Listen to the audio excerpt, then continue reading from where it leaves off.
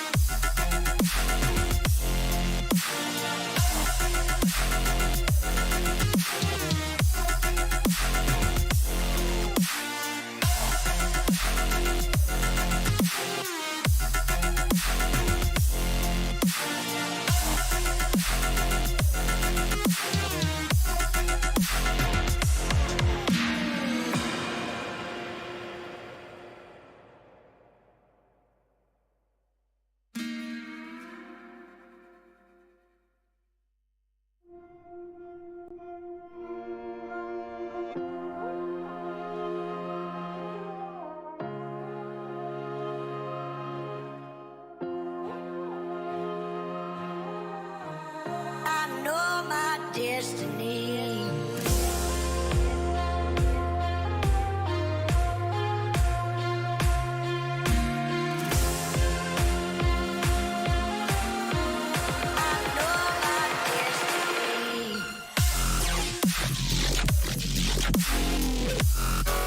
We're having this entire full-blown conversation about God's Green and True Rippers. So welcome, YouTube audience, once again, Valorant Challenger South Asia, driven by Hyundai with our styling partner Philips One Blade, as we are going to move it forward to the walk-ins. We've got K's and Side Dreams on the first, and then you've got Techno and Bubo on the second stance.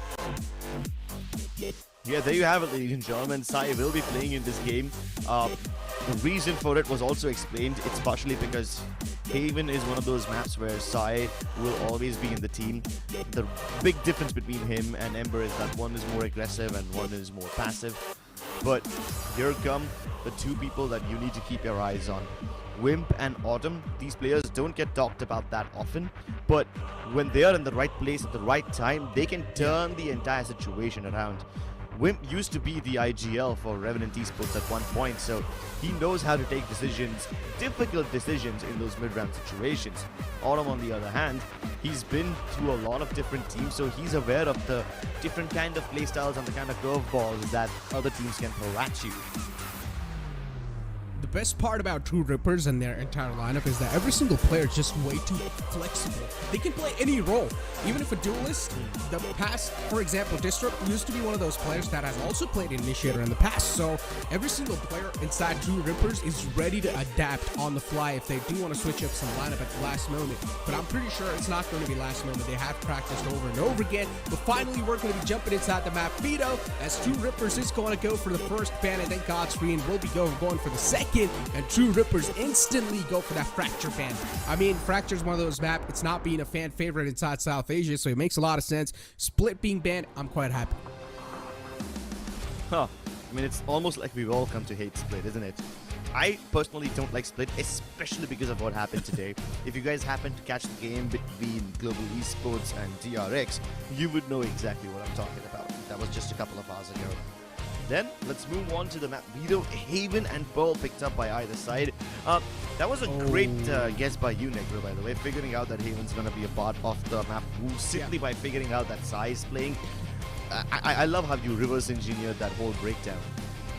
I mean, look, and this is the similar type of map pool that has been picked now when Godscreen faced against Velocity, so this is huge. I mean, Haven and Pearl in action. So one thing is for sure, inside Pearl, Sai is going to be switched up once again with Ember, considering Pearl is a map where you need someone to anchor down a site. So once again, we'll be seeing that switch up from the side of Godscreen. Now, these type of switch ups really do add on a huge surprise factor or surprise element, whatever you guys want to call it, inside the game, considering you're going to be switching up your 5-man over and over again. The opponents don't exactly know what to expect and how to expect it unless you have done some immaculate amount of research. Oh yeah, speaking of research, I wonder how True Ripper's gonna fare today, because God's Reign, even though their opponents researched them, they could not find a counter to it. There were several instances in the previous map that God's Reign played when they were facing Militant Esports. You could see that Militant knew what God's Reign is about to do. They were stacking the sites appropriately and the rotations were almost on point. But despite having all that information, Militant Esports lost in quite an astounding way. So that is a big red flag. Even though True Rippers might know about what God's Reign is up to, they might not necessarily be able to counter it. So I really want to see how this thing boils down. Interesting. So we're seeing a huge change from True Rippers inside their agent select. And usually on the map of Haven, if I'm not wrong, True Rippers likes to play Sky instead of Soa, but this time we're seeing that Soa being pulled out, so it's quite an interesting change. Of course, usually it's Kaizen who plays the role of Sky, but this time Techno is going to be the one to play Sova, and then Kaizen's going to be the one to play Duelist. So this is a huge switch up from True Rippers, and we were thinking about all those experimental plays, and it seems like they are going to bring it to the table once again. So I guess our speculations are right. Yeah, and I love these changes. Kaizen has always been the kind of guy who plays with the flashing related initiators. So there were instances where he was playing KO, there were instances where he was playing Sky, and while both of them are good enough, Sova is completely different because he scans the area and gives you precise information, unlike the Sky and the KO. So with him, not picking up that agent and Sova being added into the mix, I believe it's only added to make Techno feel a little more comfortable.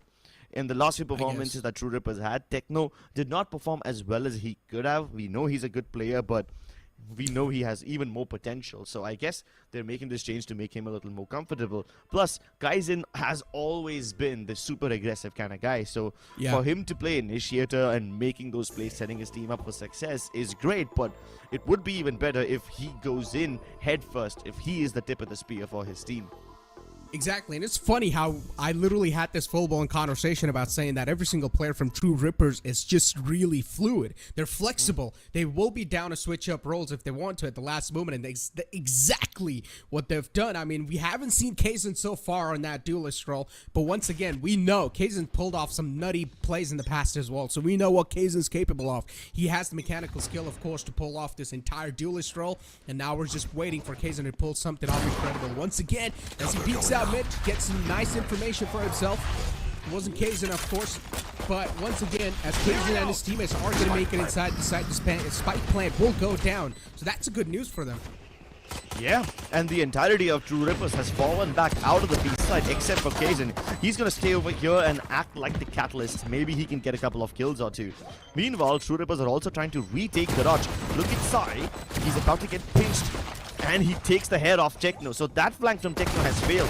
Disrupt tries to go for the exact same flank once again. But is somebody watching him this time? They're all watching in the other direction, and the defuse has already come through. So this flank from Disrupt, it's quite late. Interesting. They already got the defuse done. That's really interesting. But once again, executing the B side on the pistol round, I'm not a huge fan of that personally, because as we all know, retaking the B side cannot be a huge challenge. And considering pistol round, you don't really have a lot of utilities available. It's tough to sustain that B side. I understand the entire meta or whatever they were trying to pull off. Pretty much go for the spike plant, fall back once again, and play on the post plant. But it gets a little too tough when you don't really have a lot of utilities to back you up with that play. Yeah, so in a buy round, that play might actually work out when you have all the utility to deny the defuse, the aftershock, the nanoswarms, and shock darts and everything. But in the pistol, you can't afford all of that. So yeah, that's a good point you made there, Necro. True Rippers this time, they're not going for anything fast. They tried to make their entry into it, they shot, but they were met with their fate. Once again, I mean, that entire post plant will only work out, or majority of the times will only work out when you've got automatic guns in your hand, so you can just spam the smoke, right? But the pistol's a little tough, of course, considering you are just on a huge amount of deficit no matter what. And True Rippers this time moving it forward on the A site. They've got the players stacked up, of course, ready with the utilities, but Autumn is ready as well with his Marshall. And all he needs to do is just connect one shot on the chest or on the abdomen to seal the deal. Two more players in the front, Disrupt and Techno. Of course, stuck in a huge pickle. Yeah, and there's no armor on either of them, so Autumn's gonna have an easy farming day. Picks up multiple kills, getting closer to Big Storm. And that's about it. It was just another an anti-eco for God's Reign, another day in the office. No biggie. Now, this is where things start to get interesting. True Rippers have the weaponry. They can try going for those rapid plants again, just like they did in the pistol round. But the question is, will they pick up the pace once again, or will they drop it? They know that the bonus round is on board for God's Reign, and with them having inferior weaponry, God's Reign might try to go for a gamble stack or something, so True Rippers might just have to be extra careful. Here. I mean, this is why, right? We do see a lot of those teams, especially in DCTMEA. When it's an eco round, they tend to just die in this spike explosion. Because they don't want to give the ultimate orbs away that easily. Especially, of course, you do get extra credits as well, but the more important thing is that in the eco rounds, usually your opponent tries to farm those ultimate orbs. They will usually send that one man on the crowd, be like, alright, it's okay, you can go and try to spam and pretty much just get as many kills as possible. That'll help you get your ultimate as quick as possible on the board. To deny that, that is one of those ways where you can just try to kill yourself and deny all those ultimate orbs. Take flight. Good shot by Wimp. That's Autumn out of the picture. At the same time, they're trying to break the nanoswarms outside of B. But Vibor has spotted most of them moving towards the C side, so this should give God's Reign enough information. The only person who can throw in a curveball is going to be Wimp, because he's trying to lurk on A and hoping to sell this fake. But actually, no, wait. He's not hoping to sell a fake. He's just looking to lurk around and come in later on. He's not making any noise. So he's probably going to come in for a backstab. Meanwhile, the rest of True Rippers are already tearing through the C side, so they should be able to plant. Yeah, it's a fake, though. Yeah. C was the fake, not A. Huh. Yeah. C side was the fake, and now Kaizen's the only man left over on the C side. God's Reign, they've got a little call out given to themselves, but it seems like True Rippers, they're really ready for this matchup. They've definitely done a lot of research on how God's Reign play and their entire playing pattern. They literally countered them. This was the bonus round for God's, so that means bonus now being cancelled, and considering two Rippers didn't even drop a single body, this is going to be huge for them. Ticks the last man left alive, of course. The players of two Rippers do want to hunt him down, but Kaizen's so unaware of the fact that Tix is going to be moving in way too late. Stun comes out as well, but Tix being stunned out, nothing much can be done. Next to impossible to survive, and True Rippers will get another round on the board. As we've got, of course, True Rippers, finally they make a comeback on the scoreline. One more round done. God's, their entire bonus being canceled out. That means now they're finally going to go for a buy. We're seeing that operator being pulled out from Autumn. Really close to getting that Blade Storm as well. All he needs is 2 more ultimate orbs, or 2 more charges to get the Blade Storm online. Reach ready with the stun. This time the concuss is going to be on the point. Operator, is that being expected? My question. Autumn misses that crucial opportunity, and that crucial shot will not find anything once again. Oh, the operator shot's really not connecting, not able to find that sweet spot for himself, but now Kaizen is going to just dash in the site, making things quick and possible. God's, on the other hand, they're going to give a tough fight once again, denying that site control for as long as possible.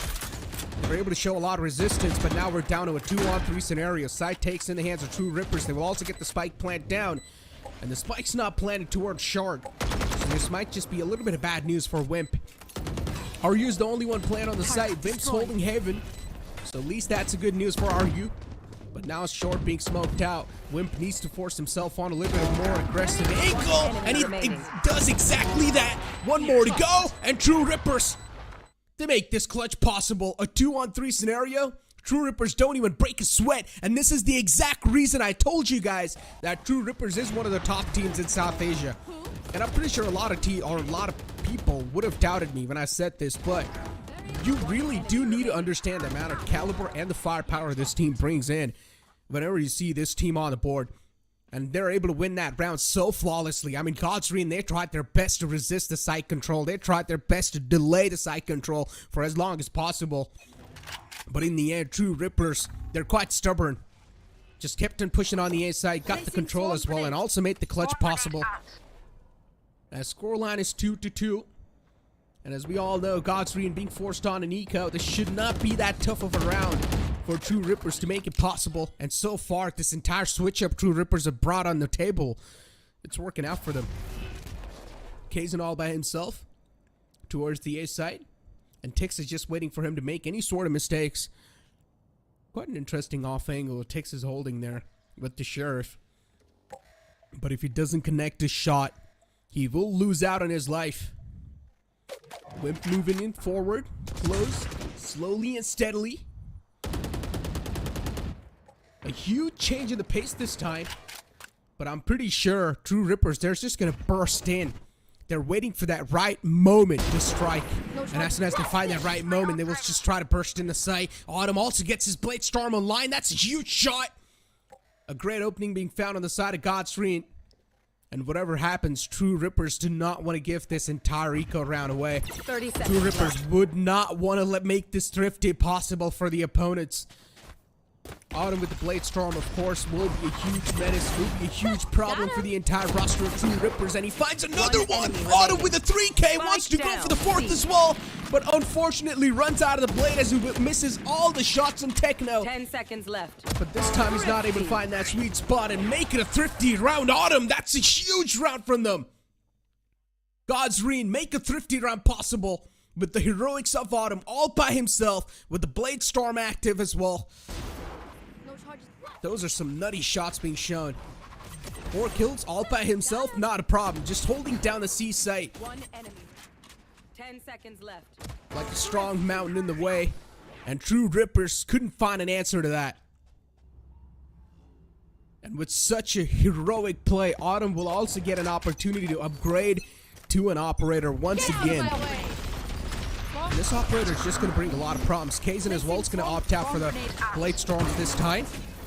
Thankfully, the players of True Rippers do have enough economy to go for another buy, but if they lose out on this round, they will be forced on an eco once again. God's Rean, 3 players stacked on the A site, and Autumn will connect his first shot this time. And now True Rippers really falling it on their faces, considering now the man who was supposed to enter inside the site and make a lot of space for them has been taken down quite early off. True Rippers taking their sweet time, sweet possible amount of time. Don't exactly know what to do, but Rolling Thunder invested from Disrupt. It's a huge one too. Gonna force every single player in the back, but Aryu overextends a little bit too much, and Vabor's able to capitalize and decapitate him. Lockdown goes down as well. True Ripper, they've got the spike planned down so far. And every single player from the side of True Rippers will now decide to fall back instantly. But still, Techno's on the site for as long as possible. He will be taken down soon enough. Techno was there to resist the side control, but unfortunately wasn't able to find any sort of information or wasn't able to find any sort of value. And Side Dreams is just going to close out on the final 2 players as well. Just sweeps him up. An easy round in the hands of God's Rean. And now they're able to read into what True Rippers are trying to do here.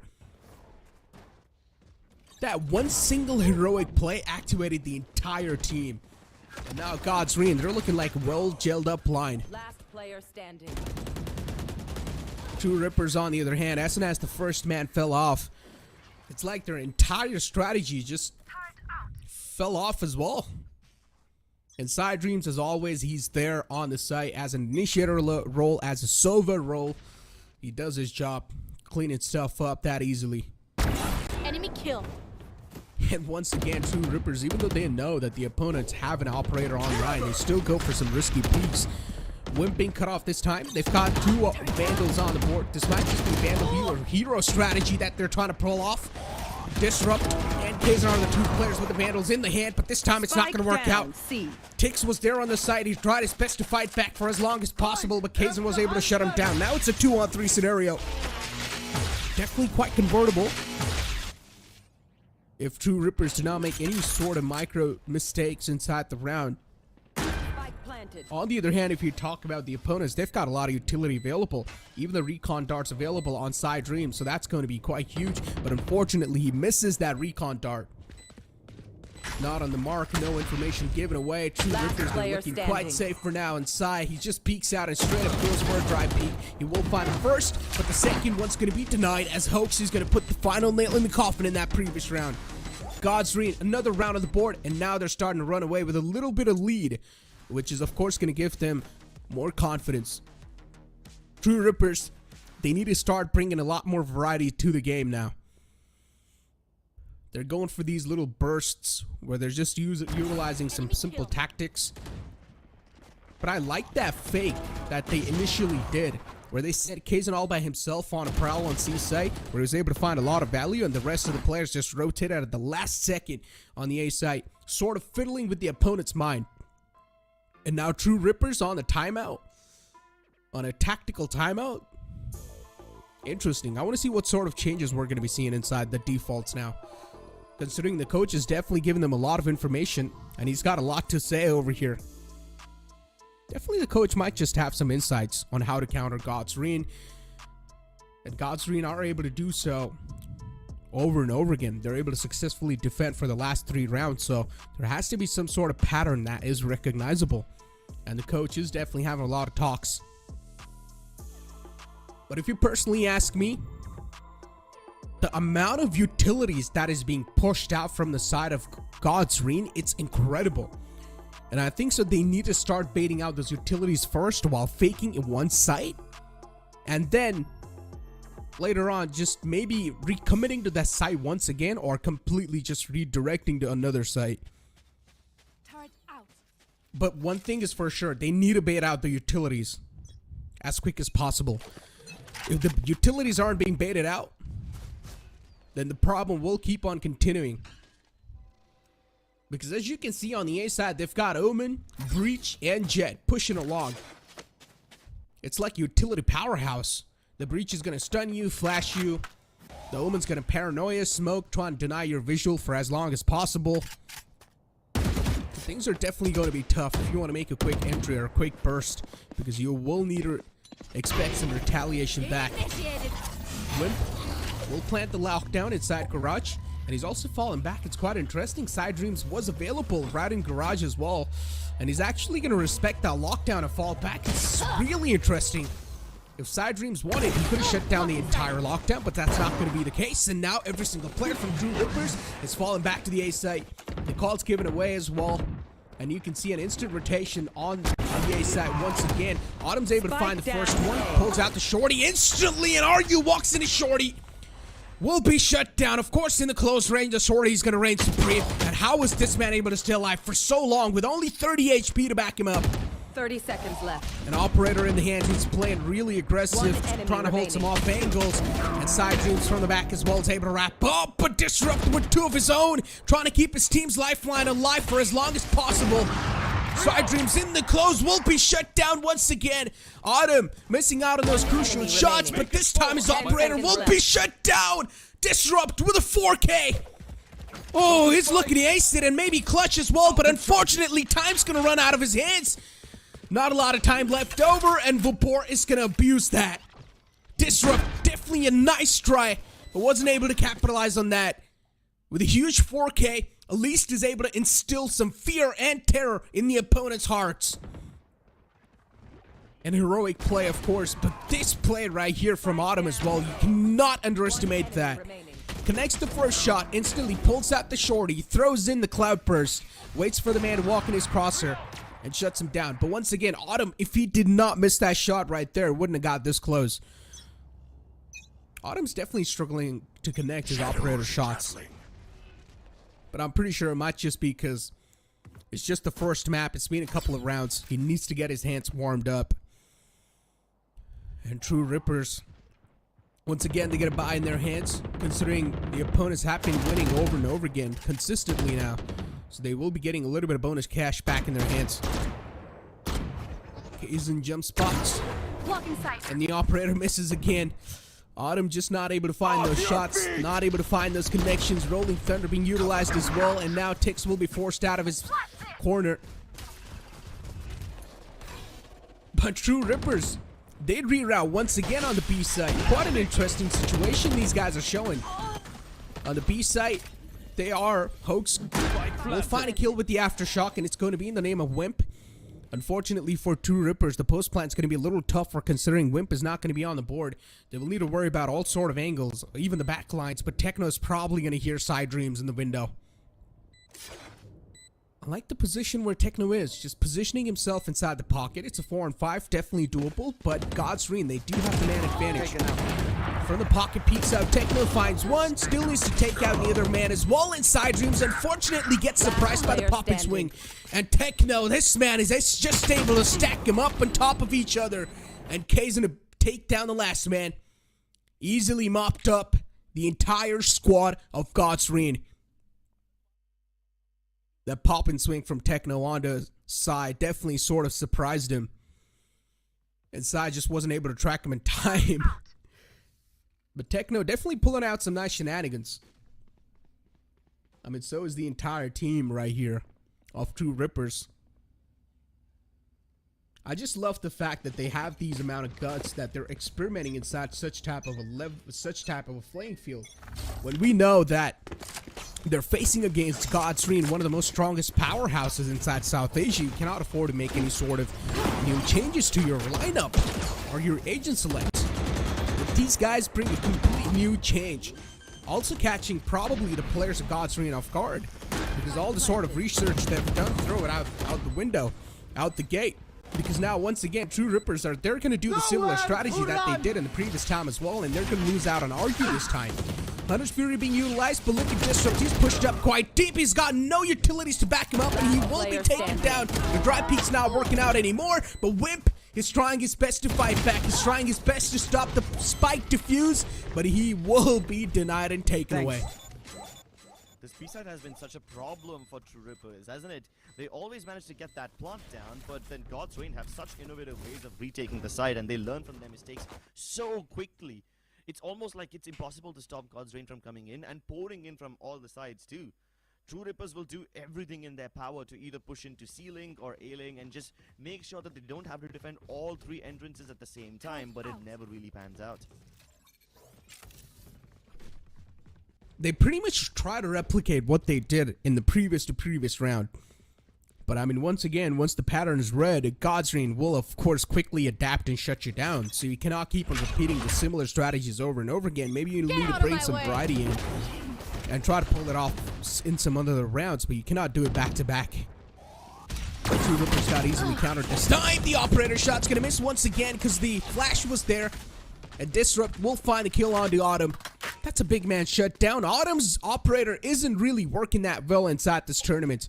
He hasn't been able to connect a lot of those shots, which are proven out to be quite crucial in the future lines. But look at this. Once again, True Rippers is going to try to do that exact same thing. And this is what I mentioned too, Crips, is that whenever True Rippers try to burst on in one single site, the problem is that they're facing against a lot of utilities right under their faces, which they're not able to capitalize on and not able to get the site control with. So they need to fake one side first to force out all the utilities, and then maybe try to make it and then maybe try to switch on over to another site. Give me those back. Oh, guys, and switching up the pace over here. Good flank, gets the kill onto Tix, but the rest of them are coming up. Once again, True Rippers are Give me those back. One enemy remaining. But Kaizen and Aryu turn up the kill feed. A huge round from them. Kaizen just able to lurk around all the way from the A side. Also got a lot of sound cues, so was able to successfully execute that entire flank, or the entire lurk as you'd like to call it. Once again, with those nutty shots, these guys are really able to put up a lot of numbers on the board. Especially we saw that amazing 4K and a thrifty round from Godsrean where Autumn just popped off with his Blade Storm. But once again, Autumn needs to find his groove with the operator. Luckily for him, Vipor doesn't have it down. Shadows all the way, but not the kill. There's quite a lot of counter utility that Godsrean are throwing at True Rippers. Kaizen and Dex push through with Godlike. Also arrives, but he isn't enough to stop this. True Rippers, with the Spike amount of planted. information they're able to just gather, and they're able to really fiddle out well with Godsrean's mind. They kept on committing to the B side back-to-back in 3 rounds, and now they switch on over on the C side out of nowhere. Godsrean are really being caught off guard. And True Ripper, one thing's for sure, this team has done a lot of research on Godsrean. And if they're able to make this close against a team like Godsrean, that is one of the best teams in South Asia, definitely things are looking quite interesting. Disrupt with a 2K to mop things up. Good way to finish this half. I've thought for a second that True Rippers will not be able to get as much as they should have, and Godlike would run away with the lead unprecedented. But True Rippers did show quite a lot of determination, even though they were stubborn on going B again and again. That stubbornness did teach them quite a lot about how their opponents respond and what their defensive defaults look like, especially about their rotation paths via via A link and C link. So they used that information in the last round, and they realized that if they rush these straight up, the garage push won't be enough to stop them in their tracks.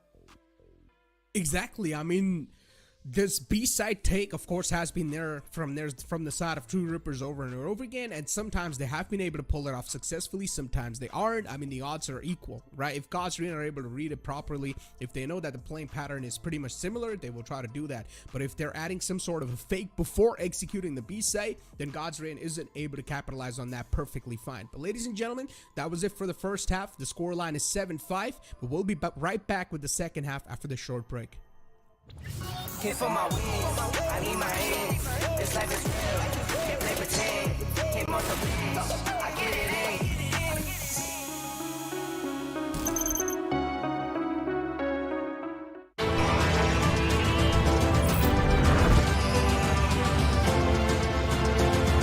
The all-new i20, born magnetic. Hit for my wins, I need my hands. This life is real, can't play pretend. Came off the bench, I get it in.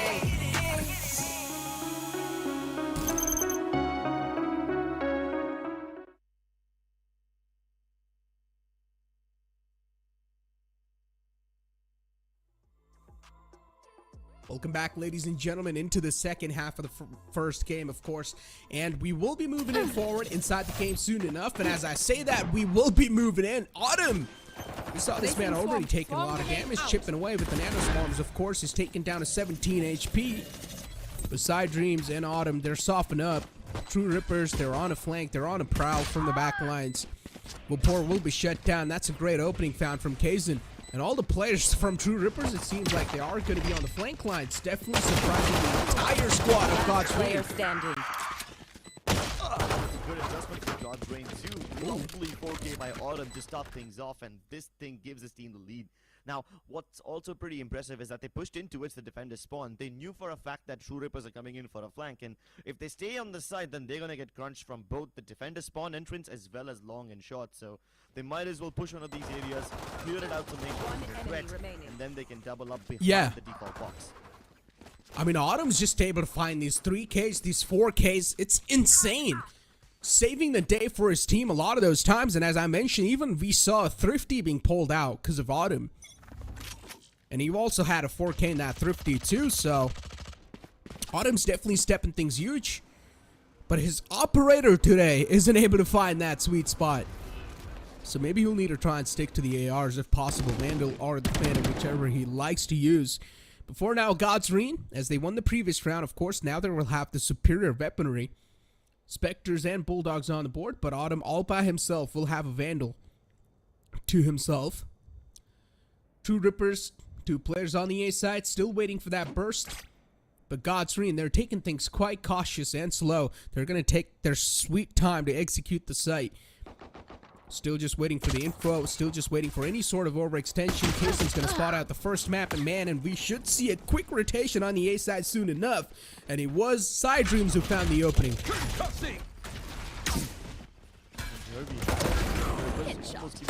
They're both coming in from B. This is the man who's supposed to keep every man Spike planted. check. Anyone who's trying to retake will have to face his wrap. It doesn't kill up him eventually, but he's recovered the weapon, but Ristaps is already on very low HP, so this round seems like it's going to go to God's Reign regardless. Indeed, well. But they have got the superior weaponry, of course. I mean, it's a 4-on-2. Next to impossible to pull it off, I guess. Wimp. Oh, that's a nice opening. Nice shot. Side Dreams overextending a little bit in that scenario, but it's okay. The rest of the players have got his back, and I'm pretty sure Disrupt will not want to give himself away just like that. We'll try to at least deny one ultimate orb before he gets taken down, and yes, that's what he's going to do. Just dive with the spike explosion. He knows that's it for him, and that's what exactly will happen. True Rippers. Not, of course, a good eco round from their side, but a decent considering they were able to suppress 2 players or shut down 2 players. So I guess we might see a bonus round once again from God's Reign. Because only 2 players were taken down, so they'll probably try to buy something that's not that expensive.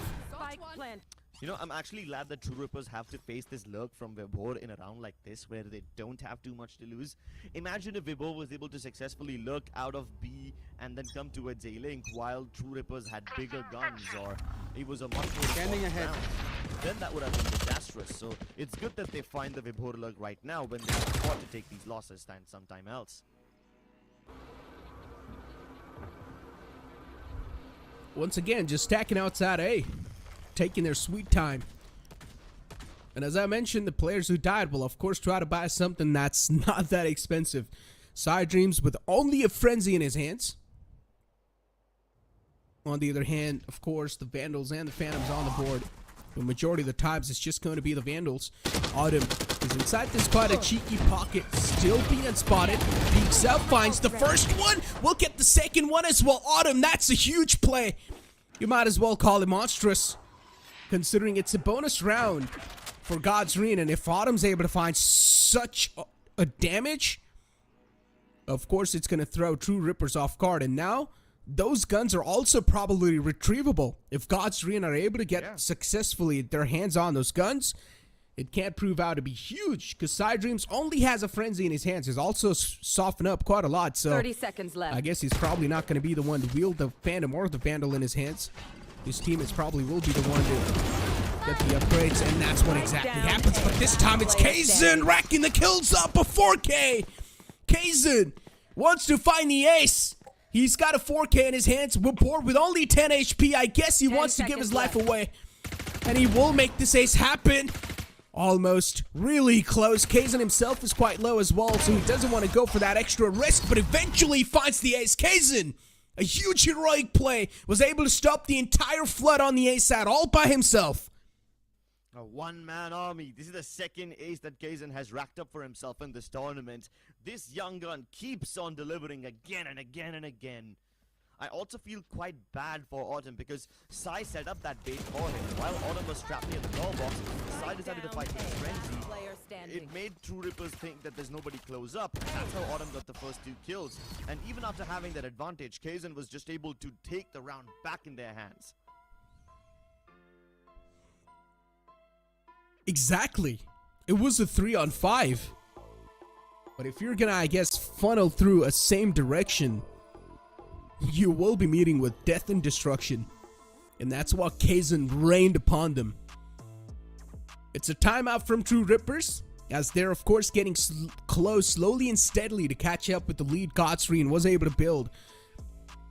And it's at this timeout, I'm pretty sure True Rippers will try to bring up some sort of a change inside the defaults, or probably the coach have got some insights that he wants to fill in on True Rippers. Because even the last time we saw True Rippers take a timeout, we saw the coach, he was filling up a lot of information on his team, and then as soon as the timeout was done, we saw a huge impact from True Rippers.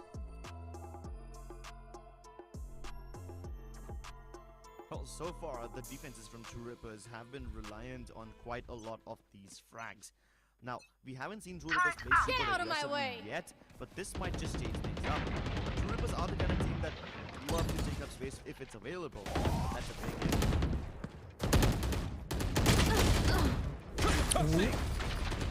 Kazan being shut down in mid. Hoax was the one who was able to just nail his shot. Autumn with the Blade Storm. This man has proven out to be deadly once in the past, and you do not want to face against him once again. Autumn with a good entry inside garage. Here. And that's the Killjoy shutdown. That means a lot of those utilities are now pretty much going to be next to useless that she had placed all across the map. And that's a huge find. It's a 3-on-5 now. Once again, Godsreen, they've got a huge advantage inside this round as well. And what will Godsreen try to pull off? This positioning from Argue might just catch every single player off guard. He's being set up for a huge play, but no, instead it peeks out. Argue not definitely in a huge advantage spot now. He's tried his best to fall back, but unfortunately, he's way too low to do so. Last player standing. Down. Disrupt gets 2 in a single spray down. I have the spy. And all their heroic efforts are actually paying off. Techno now in a position to pull off this 1v2. Shock dart. This shock dart should land directly Spike on planted. his feet. Can he One get away? enemy remaining. No, he's not. Ooh. Down to a 1v1. The recon dart doesn't scan Vabor, so he probably doesn't have any clue that Vabor's in the close, Ryan. And Vabor's holding it off angle. But Vabor gets surprised himself, but still in the end, he's able to find that headshot against his opponent, barely able to clutch things out against him. True Rippers, all the time, even if they are against a man disadvantage, they're still able to find these positioning and these timings that are quite incredible. They're able to find these multi-kills, they're able to find those equalizers. It's quite interesting. And this positioning from Argue, if he would have just positioned himself inside the pocket, I'm pretty sure the entire teams of Godsreen would have been caught off guard, because they just cleared that entire C-long area. So I don't think so they would have checked that pocket once again. Yeah, it came down to an unfortunate case of timing now, didn't it? Yeah. Quite a lot of aggression from Kaizen. Contact made, a little damage done, but nothing significant so far. And this is when True Rippers really start to play aggressive. They have been holding their ground up. Godsreen's opportunity to make plays of their own, to double, triple peek them towards B and Garage. But now that True Rippers are playing aggressively towards A, it forces Godsreen to go C, where Placing Wimp is swarm prepared grenade. with his nanoswarms. Bomb grenade out. Flashes out on the site. An easy stroll on the side once again. Godsreen, they get the site control back in the Spike hands. planted. Unfortunately for the side of True Rippers, they of course don't have the economy to back it up. They are on an eco route. Side Dreams being tagged up way too low. The utilities are just being flown in their direction to stop Kazan. Kazan was able to find a nice stink on the side. He's quite low, but once again whiffs his shots. Kazan being shut down. And Godsreen Look at with the amount of pressure they're able to build on their opponents. But still, True Rippers, they're trying their best to fight back. They've got 2 more players on the board, which will be shut down eventually. But they were able to force out the Rolling Thunder. And that's quite a huge ultimate being forced out. Yeah, but even when that Rolling Thunder was forced out, they almost killed the Breach. Sai surviving at 6 HP, Hoke surviving at like, what, 1 HP or just a little more than that. If they both indeed had died instead of just surviving on their last legs, True Rippers could have actually captured this round.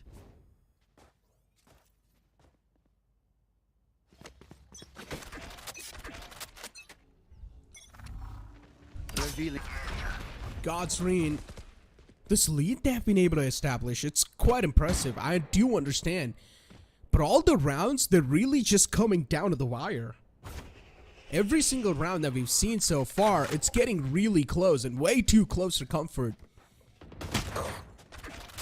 And True Rippers, they definitely do have what it takes to make this comeback possible as well. And they have been proving it over and over and over again inside these rounds. Yeah, and this time they double up their aggression towards a shot. If it doesn't give them any value, then they will at least use it to lurk towards the attacking spawn and hopefully pinch God's Reign inside. But now, God's Reign are taking a book right out of True Ripper's playbook. Sorry, they've taken a page right out of True Ripper's playbook. They're going to do the B-side hit, which they haven't done before. God's Reign catching the players of True Rippers off guard. Didn't expect this B-side coming in, but Wimp will be able to find a kill on the side dreams. That's going to be a huge one too. Autumn on the flank inside Garage. Wimp definitely spots it out as well, and that's a little unfortunate timing for Autumn. He jumped and Wimp peeked out at the same time. Of course, because it's jump in accuracy. He wasn't able to get the kill, and Vint got a huge advantage in that one. God's Read. The players' positionings aren't being given away. The last man hoax is in the backside, but the stun's going to be perfect, and Wimp once again finds that one as well. Wimp with a 3K proves out to be heroic in that previous round, saving that round for his entire team. And as I said, True Rippers, they definitely do have what it takes to establish this comeback. All these rounds that we're seeing so far, they're coming down to the wire. And regardless what the outcome's going to be, I still feel like True Rippers, with the amount of fight they've given to God's Reign, it's been an incredible matchup. Yeah, but the B-side hits from either team have been somewhat hit or miss. In the first half, we saw how many times True Rippers tried to attack this B-side, and every time they tried to go into its C-Link or A-Link, they found a little semblance, they found a little advantage, and they were able to stabilize for just a little bit. But as soon as God's Reign tried to come back in via the grass region, that's when True Rippers were in trouble. And the exact same thing applies for God's Reign over here in their attacking half as well. They sure can get the plant in, but they're not able to hold on to these entrances. They've got the entrance once again on the site, and the backlines aren't being cleared successfully by Autumn. Wimp just sitting in the back once again and argues backup will help him out. And God's Reign, they're being shut down with an instance. You blink it and you miss it. The entire B-side take has been denied successfully. And now the last man, Vupor, is trying his best to pull something incredible off, but no is going to be the answer. True Rippers, they deny that entry as well. And the reason why B-side has been sort of hit or miss is because in the post plants, it's usually quite easy to retake the B-side. You've got 3 ways where you can try and make your entry inside the B-side quite easily. And the main reason why it's easy to retake the B-side is because it's easy to flank the B-side. All you need to do is find your dominance through Garage. And if you're able to get the Garage control as a defender, you can pretty much just start flanking all the way from the back lines and choke every single player that is on the site. So it's tough to play the post plant if you're going to be positioning yourself in the site. Yeah, and if you just take the B-side, fall back to the cross and hope that that's going to be enough, well, then you better have a lot of utility in your back pocket and stay alive to use that utility. Deploying drone. Side Dreams have got the Hunter's Fury available, and on the other hand, Wimp has got the Lockdown, Rolling Thunder, and even From the Shadows available. So True Rippers, they do have a decent amount of utilities to counter any sort of push that's being thrown on their way. This lockdown will definitely be quite helpful.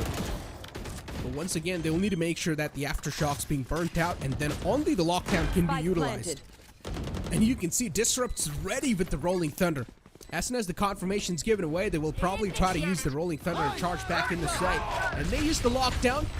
But as soon as the lockdowns be countered, the Rolling Thunder will be initiated as well. And as you can see, every single player, of course, starting to move in, marching on the site. But True Rippers, they're always able to come up with these extra trades, which is really helping True Rippers out in taking this round, or at least keeping this round alive so far. Side Dreams cuts off the players who are overextending, and now one last man to go, and that's going to be in the name of Argue, trying his best to make this defuse happen. But Side Dreams is way too low, and you cannot expect him to peek out. He does, but in the nick of time. That was such a hero performance from Hoax, dude. The aftershock he let go of as soon as he got stunned by the other Breach's Rolling Thunder, that was clutch. And it gave them a free kill. And then as soon as everyone else started dropping in towards hell, Hoax tried his level best to get as many frags, but he also coordinated with the rest of his team to play along with default box as well. Enemy remaining. Argue was able to successfully pull it off, but once again, Side Dreams played that perfectly. He burnt as much time as possible, enough time to make sure that the spike's gonna blow off, and then peeks out and sacrifices himself for the cause. Garage Control will be taken quite dominantly this time. They're trying to assert dominance, but Kazan will peek out aggressively from the opposite side, and is able to shut down quite an impactful player there. Side Dreams from the game taken out quite early off this time. Yeah, he was the one who stayed alive the most in the previous round, made things easier for his team. And now that he's gotten his team to map point, how much he can do. But that skill! This skill onto Kaizen, that's going to be a game changer, man. And AWP versus a Bulldog. Vibor had no business winning this. And he does. And that's Vibor for you, ladies and gentlemen. A classic Vibor. A wild Vibor has appeared. The Kazan being shut down, as you mentioned, of course, that's going to play a huge role if there is any sort of success being found from Godsreen inside this round. And look at this off angle, and what just happened? Wimp, he was caught sleeping, and the entire Seaside controls now given away. Godsreen, once again, Seaside taken in the hand quite easily, and now it's just left down to the rest 3 players that are up and alive. Techno, Disrupt, and Argue to go. And Godsreen, just to keep this thing in mind, guys, is that Godsreen, all they need is one more round. And they're seeming to be quite close to that round. Yeah, time's running out for the Rippers. One enemy remaining. Their hopes as well. Nice couple of kills from Audio and Disrupt, but this is just too much for them to bear. First map, ladies and gentlemen, taken by the players of Godsreen. As expected, they do come through victorious, but as I said, regardless of what the outcome's gonna be off the first map, every single round was way too close for comfort. And Godsreen, I'm pretty sure they have felt the nerves against True Rippers. True Rippers gave them a tough fight no matter what. Considering Godsreen is one of those top tier teams, still True Rippers stood strong to fight against them. But once again, Godsreen, as always, they keep their flag high up in the sky, and they're not going to let it down anytime soon. They are over here to dominate, and they will keep on dominating even in the future lines as well. But ladies and gentlemen, the upcoming map is going to be the map of Pearl. Before now, as the first map has been claimed by Godsreen, we're going to push to a short break. Don't go anywhere. We'll be right back with the post-match segment. Hit for my wins, I need my hands.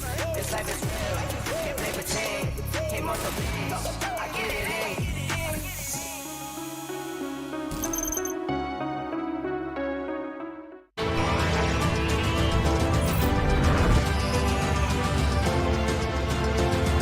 The all-new i20, born magnetic.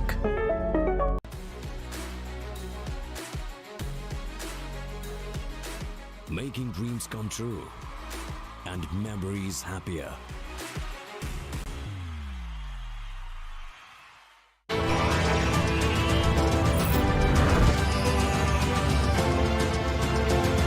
The all-new i20, born magnetic. Hit for my wins, I need my hands.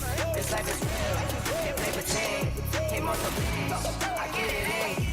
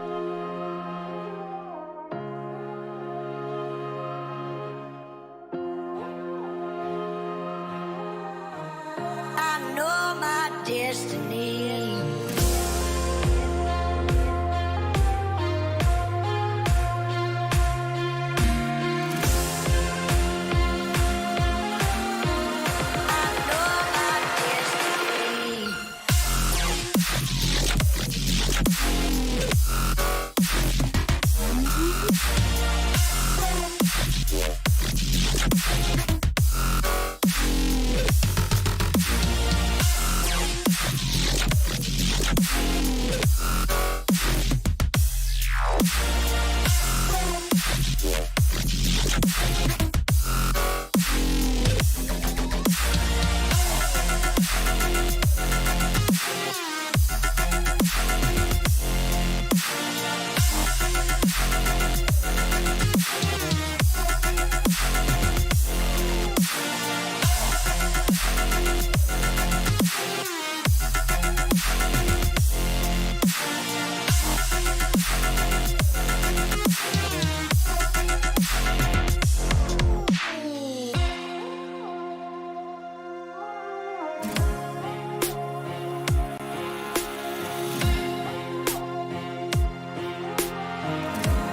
know my destiny.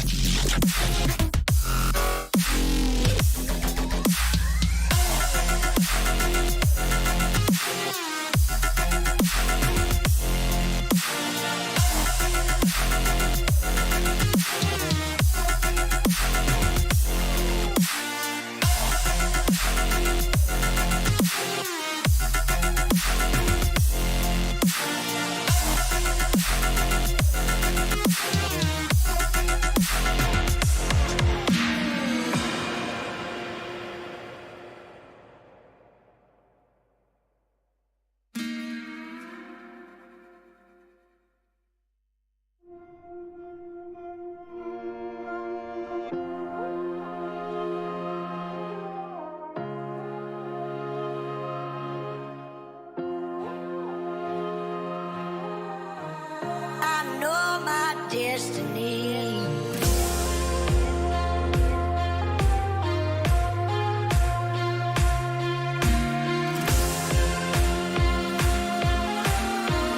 I know my destiny.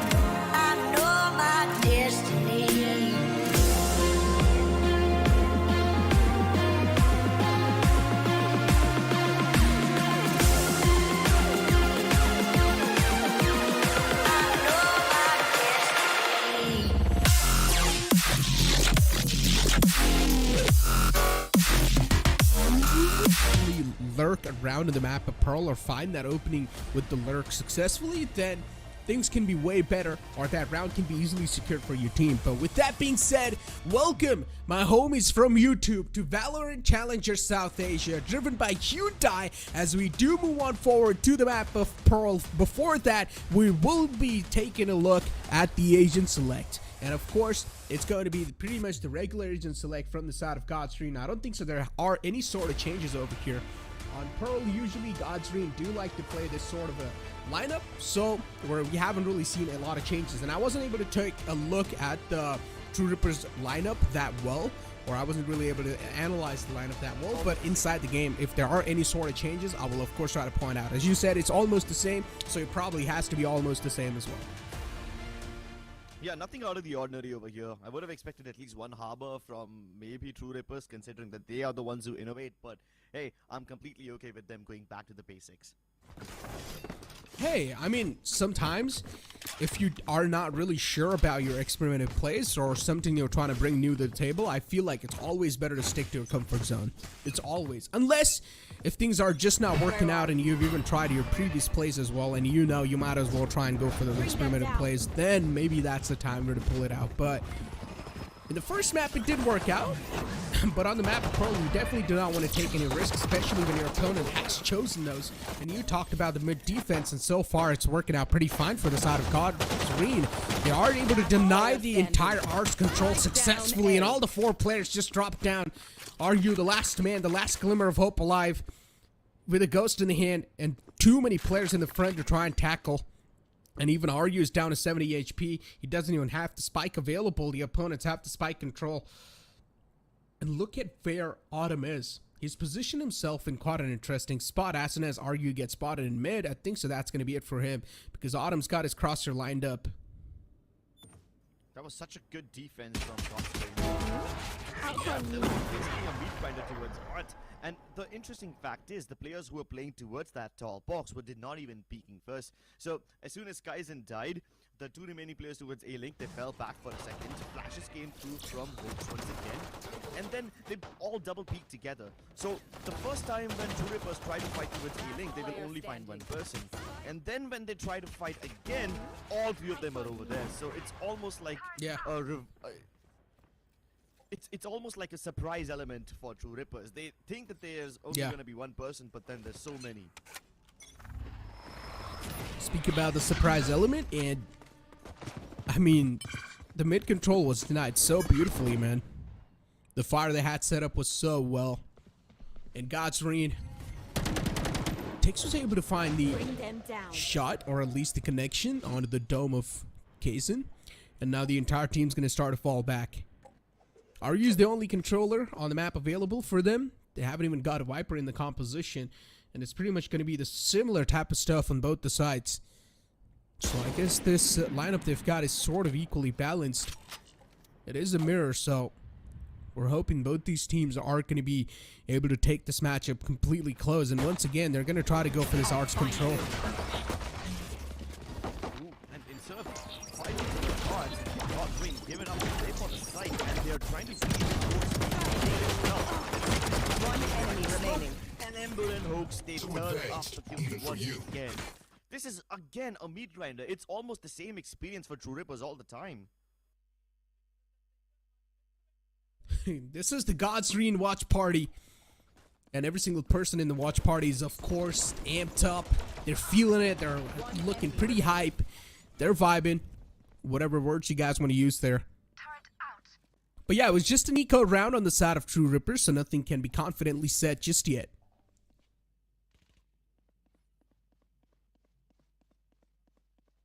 Gun selected, weapons on board. Let's see how Godstream choose to respond this time. They know they can't fight at range, so Godstream would much rather force these fights towards the Art or the Double Doors region, where even at close range, the Spectres can do quite a lot of damage. Speak of that, and we've got a technical timeout, unfortunately, and it seems like Wimp is the man who's got a little problem onto his computer. We don't exactly know what sort of a technical issue this man is facing, but we're sure that it will be resorted as quick as possible.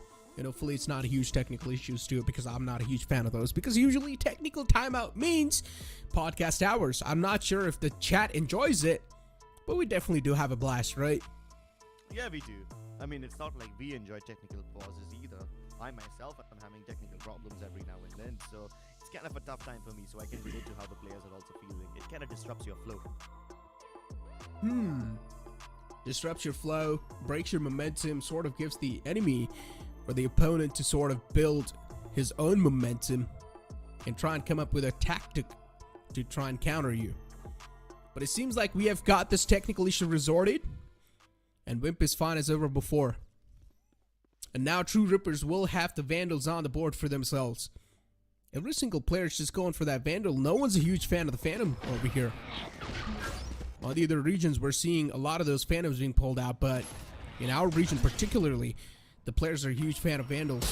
Before now, as Godsreen, Autumn was set up in quite an interesting angle. Autumn gets killed instantly. That was a nice bullet.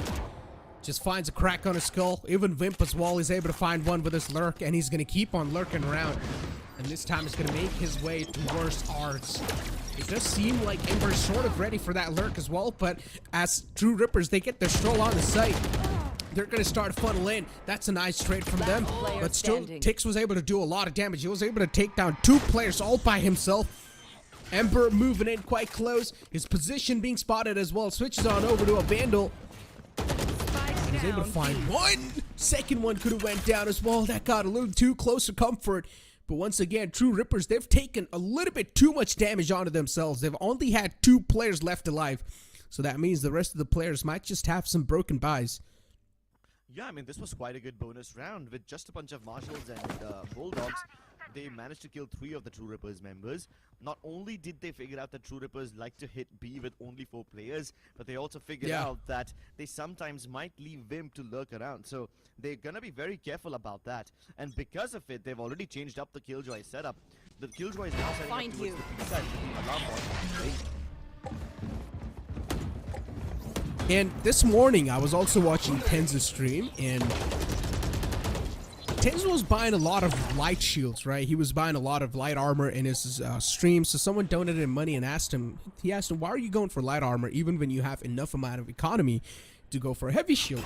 Tenz replied saying that, I saw Fnatic do this a lot, and what this does is you're able to buy light armor with only 400k credits. You're able to buy a lot with so little credits. That's a huge value, and also at the same time, I'm pretty much having the ability to buy every single round. So, I mean, these are the little changes that a lot of these pro teams are able to implement. I mean, so far, we haven't seen that being implemented in our region, but I'm pretty sure as these players do start to, you know, like move on forward, start to research even more, I'm pretty sure even they will start implementing those changes.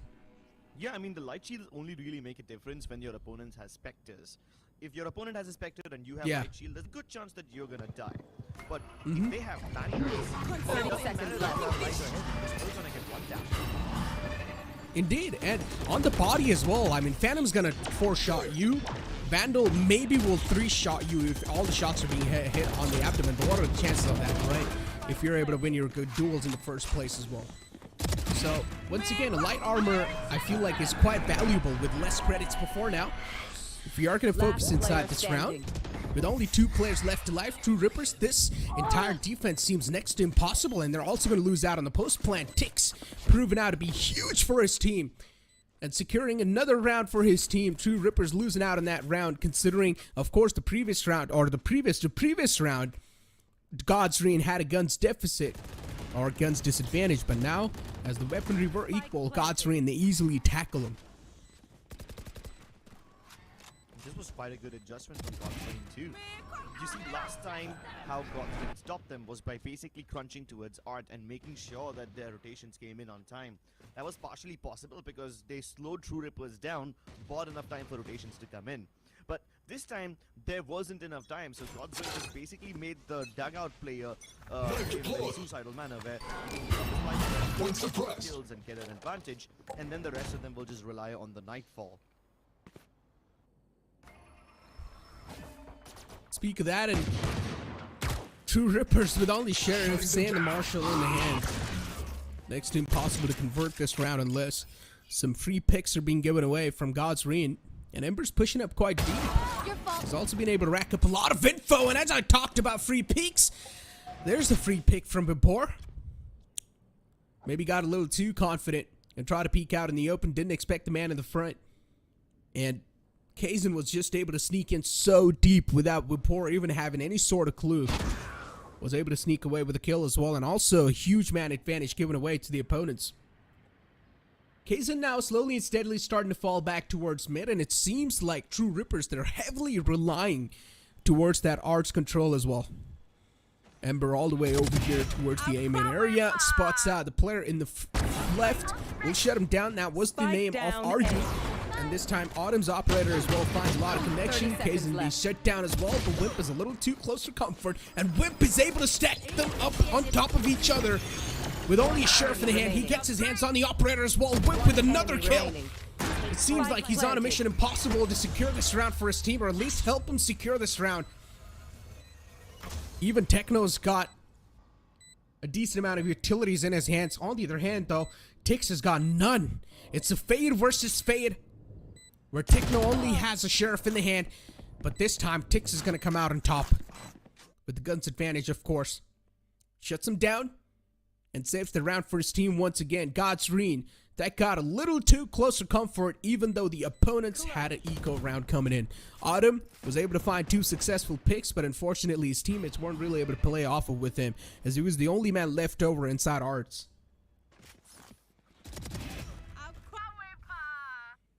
Ember, as you guys saw these picks, it's incredible. I mean, Autumn was able to get so many picks, but still, unfortunately, his teammates just weren't able to follow him there. A huge problem, of course, but it's completely fine. And one thing is for sure, True Rippers, they're really putting a lot of pressure on that arts area. And speak of that, and this time True Rippers, once again, they've got quite a heavy presence in mid. They're just relying on this mid control a lot, huh? If you haven't seen them stroll all the way towards the B long so far, even once, they're adamant to taking this mid control in the hand and then slowly and steadily traverse on towards that arts area. Kazan will peek out once again, but the smoke's gonna be in his face on the point, on the time. Vapor is the man who's trying his best to hold things off over here. And True Rippers, I guess they're gonna have the similar sort of flow once again. Take the arts control, go for the A site. And there has to be a reason why True Rippers are really doing this over and over again. I mean, I guess True Rippers have understood the pattern over here that Godsreen, they heavily rely on the KG utility towards the arts, so it's quite easy to take the arts control, and they exactly do so. They're so adamant in just going for the A side over and over again. And once again, they get the spike plant down, instantly fall back for the post plants, but still, they've got a couple of flanks that might just be initiated soon enough. Especially Autumn on that flank. He will be cut off instantly. Disrupts the man to shut down Autumn. So the flank being deactivated, Godsreen are looking fine as ever before. But the traits are happening back and forth, and Godsreen are able to make things in their favor. But as soon as I say that, there's an equalizer. RU is going to be good for 2 to shut down the entire round in the favor of True Rippers. Beautifully done from True Rippers there. And as I said, there has to be a reason why True Rippers is committing to that arts control over and over again.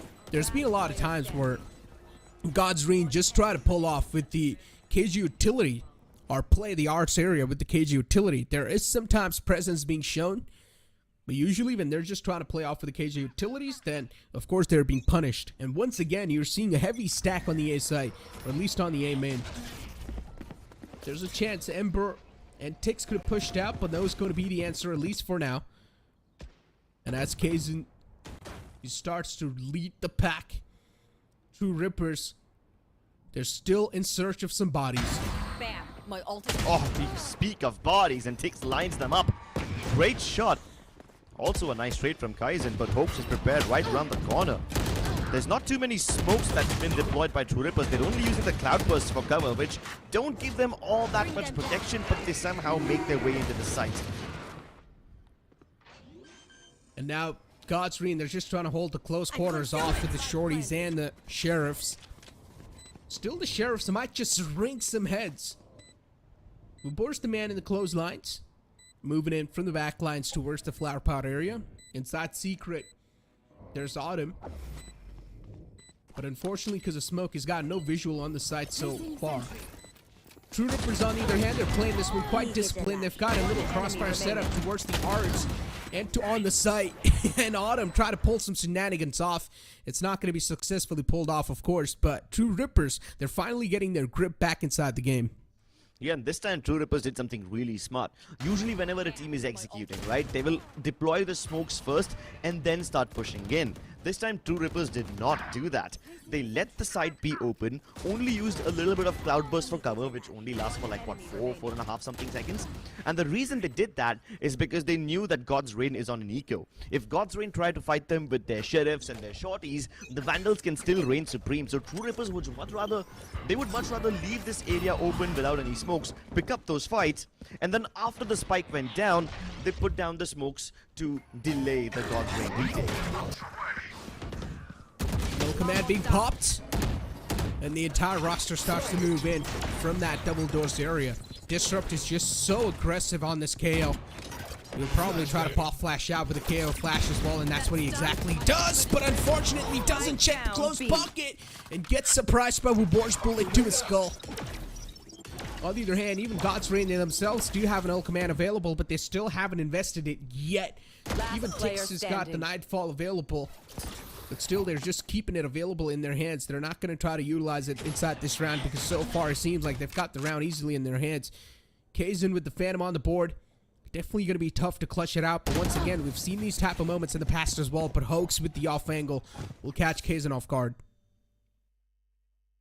Yeah, quite a clean this time. Quite a clean round from True Rippers this time. Yes, they lost the round, but it's okay because they managed to get in so deep. They actually made God's Reign sweat this time around. And surprisingly, God's Reign did not rotate as quickly as I thought they would. So maybe True Rippers did something right. And this pattern that was being shown from True Rippers over and over again, they were really putting some heavy amount of pressure towards the arts area.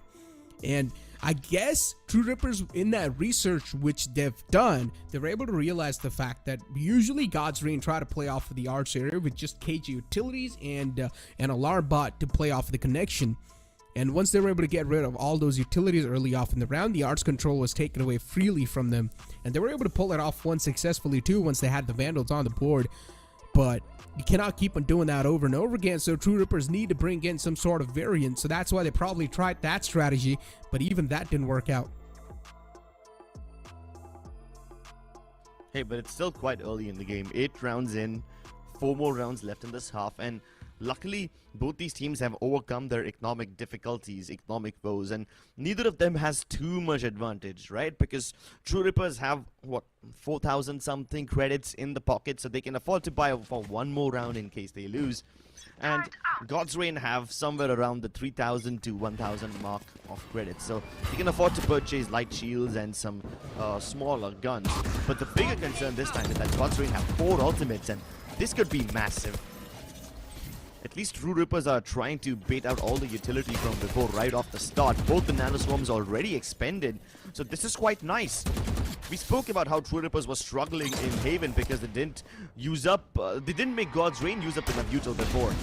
Now Vibor still holding the angle. The flash pushes them back, but it also disrupts their own teammates, so that was a bit of a mistake. And Hoax then burns them alive with the fragments. Utility utilization once again from God's Reign is just so on point. You got to speak of the timing as well. And the reaction on that utility utilization is just so nice. And Autumn this time on the map of Pearl, his operator is able to connect those shots. So at least that's a good news for God's Reign, considering now you're the man who was not able to find a lot of impact on the first map with the operator. He's able to wake himself up on the map of Pearl where you do need to find a lot of impact with the op. Yeah, but this time, once again, signs of stubbornness from True Rippers are visible once again. I mean, they were quite stubborn by going towards the B side again and again in Haven. This time, they've knocked on the double doors for 2 rounds back to back. And it's not even like someone of them was trying to lurk in from the main or something else. Oh my god, that's a nice shot by Kaizen though. He knew that he's gonna get revealed by the haunt, but he still went for that frag regardless, so that takes nerves. Yeah, but Indeed my point being, it's not even like in the previous round they tried to have someone lurk in art or try to have someone come in from B main or whatever. They all just tried to enter double doors and force their way inside, so that kind of stubbornness probably won't work for them later on. Good trade by Wimp, but his teammates have already secured A main and gotten into the side, so this should be a good plot. Indeed it should be. And True Rippers, even though they haven't really got the superior amount of weaponry in the hand, they're still able to do so much damage. And Kaizen, with this Blade Storm, is able to find some nice connections. Spike planted. And now the last man to go, Autumn with the operator in the hand, but Kaizen with the 4K. Once again, there's just always this one man on each side who's able to pop things off, and usually it's Jet. In the previous map, it was Autumn who was able to help his team secure those thrifties, and this time now it's Kaizen who's pulling out this shenanigans and able to help his team secure these rounds. And the timing from them is so good. It's the calling of his teammates too as well, right? Because the moment True Rippers realize that God's Reign aren't fighting towards A main, it's partially because they want to reinforce Art and play towards A link. And that's exactly why his teammates who were coming in from A main didn't go to plant, but instead helped out with... Oh, but there's no helping Kaizen. He was the difference maker in the last round, but he's been eliminated right off the bat here. That was such a hard shot to hit. He didn't even have a lot of his opponent's visual, because he was only able to see that head move slightly, and he still finds that connection. Kind of amazing. Surprises me, to be honest. Really nice shot, but this time it's Disrupt who's going to reply back in style once again. Lockdown being invested. Vapor cannot stay inside similar type spot once again, but the counter lockdown as well. I guess both these lockdowns were really just used at the same time, so none of them are going to be able to find any sort of value, but unfortunately for God's Reign, Vapor gets detained, so he's going to be deactivated at least for a while. Yeah, but Vapor doesn't get got, so his Nanoswarms can still do some damage. The plant will go down regardless, but maybe they can take a little bit of their HP off on the way back. This could make things easier for God's Reign. They've got the HP advantage. Techno's almost dead. And that's exactly why he's playing this close angle. He makes his life worth it. Wimp peeks out and he frags out of his mind, leaving Ember to do it all. And he's only got the information on one player. He doesn't know where the other one is. Audi was already on the way back. And Wimp has no idea that his ability to ball down time will help his team out so much. Are you coming in clutch with the flank? Even True Rippers, they're hyped up. We love these type of hype moments, of course. And, of course, I mean, the start off to the round was quite incredible. But finally, this is the first time we've seen True Rippers sort of bring a huge change inside the pace of the game. Straight up attacking the B-long side, also getting the side control easily in the hand. I guess whatever they were trying to do in the first couple of rounds was just conditioning. They were just putting that mid pressure over and over again, and then as soon as they decided to go towards B long, no one expected that push to be completely committed, and True Rippers made that possible. Once again, heavy presence outside A. Of course, the players were spotted, and True Rippers, they're going to decide to fall back. Oh, nice timing by Wimp once again. He's been here before, but this time Autumn, he's ready for his shenanigans. Let's see if True Rippers try something similar. Last time they tried to hit A like this, they basically waited for Wimp to strike, and then the rest of them came in towards Art via A main instead of going for the plant directly. Now without Wimp, they just have to make their way through. At least the utility dump manages to get them to kill onto Hoax, and they do the exact same thing. They take A main, and then they hit Art. And hey, hold on, they're not even trying to hit Art again. They're not staying there. They've sent Kaizen, who does die to Vapor towards A link, but the rest of them managed to get the plant down. Unfortunately, they've lost too many members in the process. But even God's Reign are able to find a lot of replies against him. Even though things fell apart when the null command was popped, but as soon as it gets deactivated, God's Reign are able to embrace, or at least they're able to assert the dominance back on the site. That was a good pop flash, and what was that? Spray transfer, Disrupt! Wow. A disgusting shot onto Tix. Puts him to sleep, and now one more to go. Vapor's quite hurt. Tough to pull anything off, and Disrupt with a 4K. That's a heroic play from Disrupt. With only 7 HP, still makes it happen. Yeah, and you can see the smile on their faces give them such a huge sigh of relief.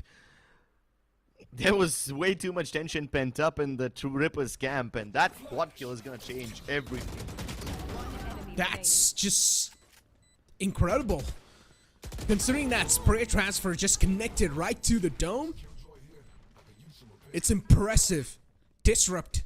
One of those plays, of course, everyone would like to see, ladies and gentlemen. And Disrupt, he stood up strong and tall when his team needed him the most. It did seem like Godsreen sort of were able to assert the dominance back, but Disrupt's like, no, I'm the alpha on the stage right now, and I'm not going to let you guys assert the dominance back. But with that being said, we're going to push to a short break. Don't go anywhere. We'll be right back. Can't feel my wings, I need my hands. This life is real, can't play pretend. Came off the beach, I get it in.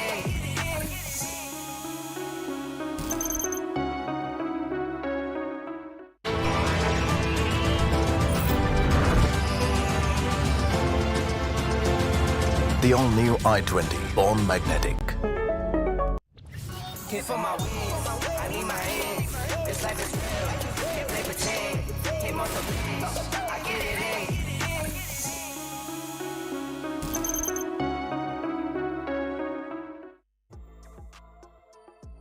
in. Welcome back after the short break. The first half was quite a close half, of course. A 6-6 half. And True Rippers are able to reply back as strong as possible on the map pick of Godsreen. And of course, an impressive performance from both the sides, but True Rippers really standing up tall and huge. Yeah, and this is quite a good half from them, man. Neither of these teams were able to build up too much economic momentum. They weren't able to string rounds together back-to-back, except for like maybe the last 3 rounds that True Rippers pulled off. And that came on the back of some really stubborn variations we only saw in the last 2 of them. So, yeah, True Rippers innovate every now and then, but you never know when they're gonna do it. Vision. This time, True Rippers pushing Placing up swamp grenade. the ramp. They don't see anybody. And Wimper's the only one who's on A, so he just has to survive and buy time for his teammates to follow up. Oh, I'm seeing what's going on over here. I mean, we saw quite a proactive control from the opponents this time. This entire flank might just be spotted. Yeah, the sound's heard, and True Rippers do realize the flank's not given away. Where are you? But they're still going to continue without caring at all. But look at this frenzy, and the trigger discipline was there on the point. But unfortunately, it's not going to work out because RU checks that angle, and that entire trigger discipline play is going to be put to sleep, at least for now. Godsreen moving it forward with 3 players only left over for their side. Make it only 2, and Vapor with this lurk of himself was able to at least get 1, but I'm pretty sure that's all he's going to be able to find. Yeah, and at that moment, Tix knew that he should have just fired it, man. He should have just let it go. He saw 2 people walk past without checking him, and he starts to get that temptation. He starts to get that feeling that this is going to be a great moment. Unfortunately, RU is just a little bit smarter, and he checks everything that his teammates don't. Somebody has to keep things in check. Somebody has to be the big brain IGL, and that somebody is RU this time. And he is the with a IGL. valiant attempt. Are you taking care of his team? Making sure his team's not going to fall on his faces just because one little mistake. And that's well done from his side. Concealment. Fade Revealed's going to be utilized to give them the info. Not a lot of info being found in Godsreen this time, just punishing the proactive players. My double's dead. What was that shot? Don't ask me, bro. Don't ask me. I can't hit stuff like that. And Disrupt going alone towards A lane. Does he know there's so many players present over here? The fragment is going to buy him a couple of seconds, but he's playing in a one and done spot. So unless he gets back up, he's probably not going to survive this one. Last player standing. And the double peek comes through. There you have it. Thrifties after Thrifties being pulled out, and usually it's the Jets on the other side who were able to find the impact. It's incredible. Kazan helped his team find one of those Thrifties, and now it seems like Autumn's going to have a huge hand behind Thrifty that Godsreen are able to pull out. Autumn's probably going to be the first man to peek out as well. Kazan's a little worried, or a little paranoid as you would like to say, about his backlines. 30 seconds left. Doesn't exactly know what to expect. On the other hand, Vapor's pushing up towards Secret. Spike planted. Kazin all the way from the flower pot area, moving it forward. Does find Hoax, but his position's now given away, and Vobor from the backlines is going to start to move in. Are we going to see a knife? I wanted to see a knife.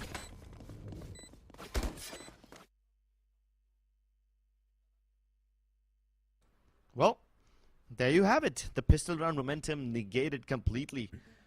I thought for a second over there that True Rippers will have the start they need, and with this momentum that they just gathered, they should be able to push this game into map number 3, but I guess I was a little too optimistic over there. God's Reign get this round back, and there's just so many backup policies upon backup policies, man. The fact that the position that Wimp was exploiting in the first half now gets used against him, it's just comical. If that were me, instead of Vobor, I would have went for the knife. Not even gonna lie. I expected you would say something like that. You've always been the kind of guy who tries to rub salt into his enemies' wounds, huh? Oh yeah, Always been dude, BM trust guy. me. I've played a lot of these 10-mans, and I mean, especially when Valo was really new, when Valo just launched. I used to also play Valo professionally, right? I mean, not that high level, but I mean, I've faced against VLT, the old VLT, where they had like the entire right to ace and all the lineup, and I played this game professionally myself. And I was one of those guys who would, like, even though my team is losing by a long margin, I would still try to do something that will enrage the opponents. And I would continue doing it. But for now, as we have God's Reign with the B-side control, the entire team of True Rippers is trying to move in from the back lines. They've got the sheriffs in the hands, slowly and steadily moving in towards the site as all the 4 players are stacked up over there. Hoax's position's compromised as well, but it seems quite tough to take down Hoax. Hoax has only got 14 HP left. He cannot peek out because the turret's planted, and if he does, he might just be taken down by the turret, but it's okay. His teammates got his back. Oh, can they recover his Phantom? No, they can't. That's okay, I guess. They've got plenty of money, and the fact that they were able to negate the pistol momentum itself is going to be making them happy enough. Now, we move on to the big rounds, the more important ones, where True Rippers can actually give God's Reign a run for their money. With the weaponry available on either side, True Rippers, one thing has to be appreciated. They've been quite proactive on their defense. They don't like to hold their defaults on. They always like to play aggressively in some or the other part of the map. Let's see where that's going to be this time. Utility exchanged on Art from either side, but take a look at this gravity well placed. It doesn't do much. In fact, Autumn, he's led into a trap. He's lured by a false sense of security, thinking that the Oppa won't be present over there, but then Kaizen gives him a nasty surprise.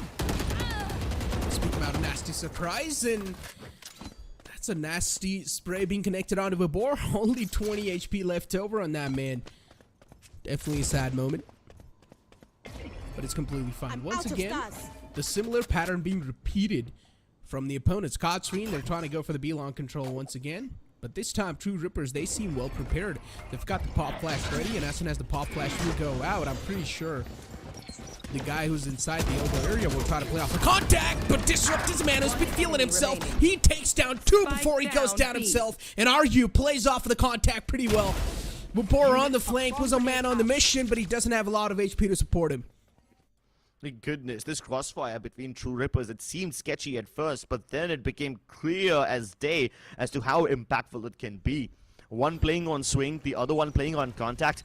As soon as Disrupt hears all these people, look at the positioning that RU does. He was previously playing the left-hand side of the backside, but then he repositions himself and he catches almost everybody. And the reason this works so well is because God's Reign will first clear RU's position, and when they don't see anything, that's when they move towards Disrupt. And RU, who's been hidden all this time, then finally reveals his intentions, and his intentions are violent. Speak about the violent intentions. You know what, Crips? I was just sitting and wondering. I had this thought in my head. I was like, the watch parties these guys are having, which stream are they watching? Are they watching the English stream or the Hindi stream? That's a good question, right? That could be a good question if I actually ever watched if I actually ever participated in watch parties. I mean, I know for a fact that when Global Esports have their next game in VCD Pacific, they are probably going to have a physical watch party. And somebody might not appreciate me leaking this information right away, but hey, I'm a man of the community. I'm going to give them what they want. Interesting. True Rippers aren't giving God's Reign anything. Look at the patience from God's Reign. They've been playing so slowly, so patiently, hoping that True Rippers will play a little bit aggressively so that they can pick True Rippers off and then make their own moves. But so far, True Rippers has shown nothing. And when God's Reign try to take a peek, Kaizen will obliterate them. Speaking about Kaizen obliterating, he gets obliterated himself. And also the side control's now given away. Tix was all by himself on the B side trying to create some sort of distractions, but True Rippers really didn't fall for that. Some good stuff. And now, God's Reign, they pushed up quite deep as well. A decent amount of map control has been taken away from them, but True Rippers, they're sort of aware of that fact.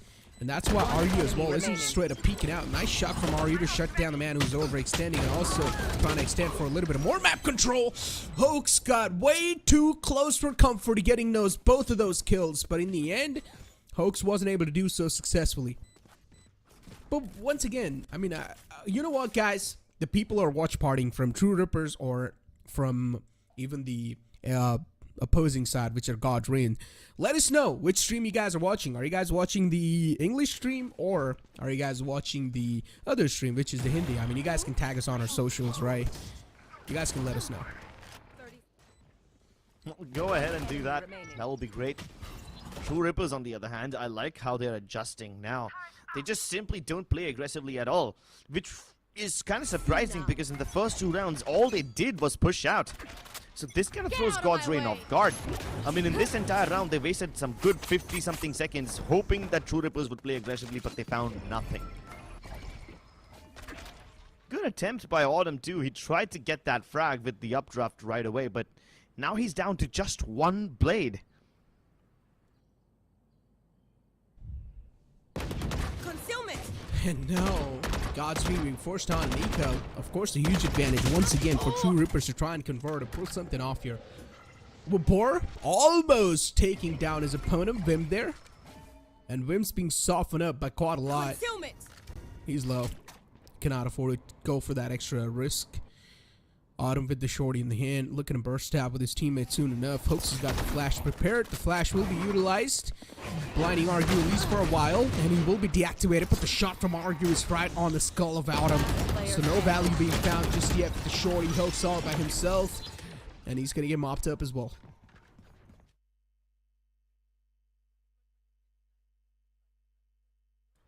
Quite clean. Well, let's see if True Rippers can keep up this momentum. Up until now, they've been nothing but impressive.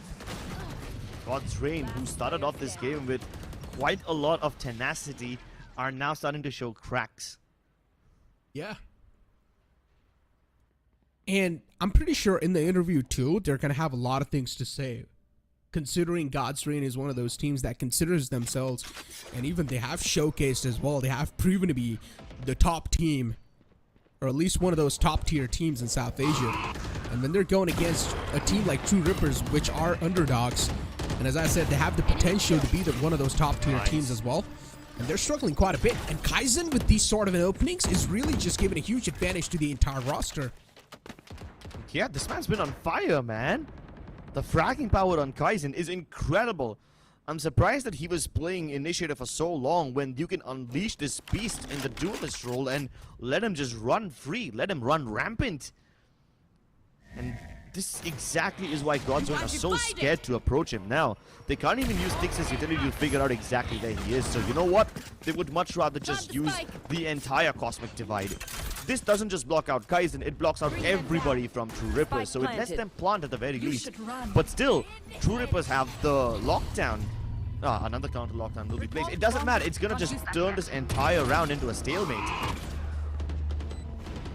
Speaking of that, of course the counter lockdown is going to be a little annoying for both the sides, and they've also got a decent amount of players detained, and Kaizen is now going to try to capitalize with that. True Rippers, they're just playing it so well, and look at Kaizen, a lightning fast shot. The right click with Blade Storm, and Kaizen just is a man unleashed. Oh boy, Kaizen, what were those disgusting shots? Yeah, dude. I mean, at least the first shot seemed simple enough when he got the first kill. They were just basically walking into his crosshair. But then the next few kills were so incredible. He had to go above that cosmic divide, pull his crosshair down to such an extent, I thought he might have run out of mousepad space while trying to hit that shot with the blade storm.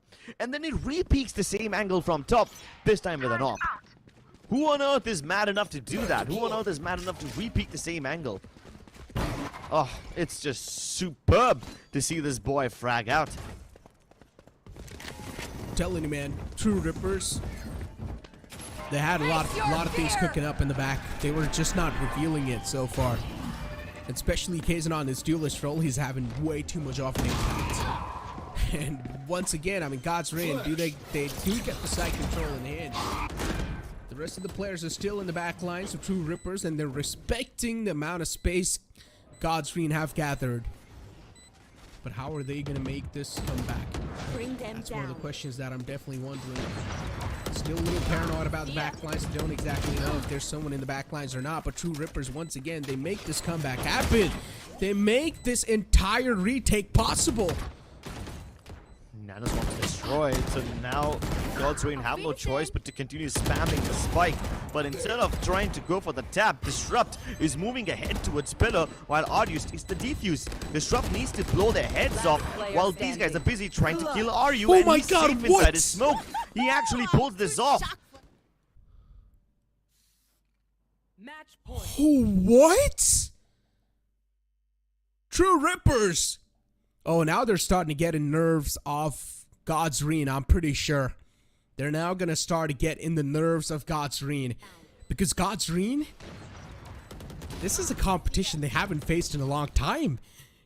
And I'm pretty sure, considering with how confident they were looking in every single matchup they had, especially Tix and Autumn, whenever these guys were called on the interviews, these guys had a lot of confidence in the way they played. But True Rippers, it seems like they're here to break that confidence down. They're here to break all that ego they had built down.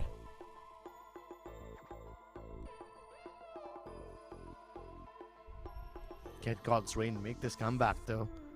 4 rounds in a stretch. And so far, God's Reign have only tried to explore B main in the last few rounds. They did try a few rounds ago to go via double doors and let the timing play in their favor, but it just wasn't working as well as they thought it would. So they were hoping that they can play at range. They were hoping that if they can shut down Kaizen, things might just be easy. But hey, shutting down Kaizen is no small task. It's Herculean, especially when this boy has so much adrenaline pumping through his veins. His reflexes are on point and he's just hitting every single shot. And despite the heroics that Kaizen has pulled off, he isn't the deadliest guy on the server. It's Disrupt, so you need to shut them both down somehow.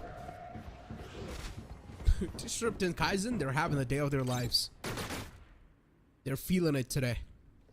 And as I said once in the past duel, you cannot give isolated duels to a player that is feeling himself.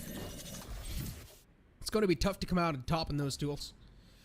Wimp holding quite an interesting angle on the door and finds an opening once again. It's quite problematic. Wimp with the second one too. Two Rippers.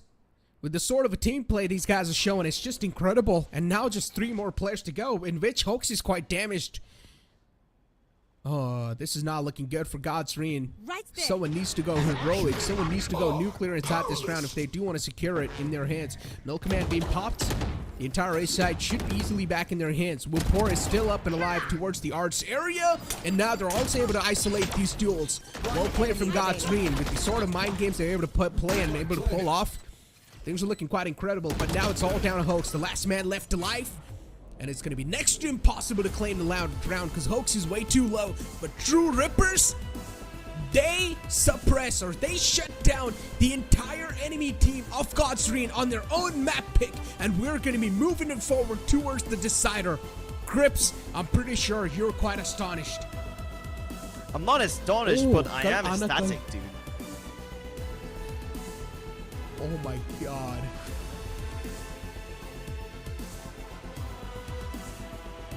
The True Rippers backing this map. We are going to be heading into, you guessed it, ladies and gentlemen, Icebox. And the last time we saw this map, we were quite surprised by the composition that True Rippers had for us. Now, I'm starting to wonder, will they go for something similar again, or will they go for something more standard?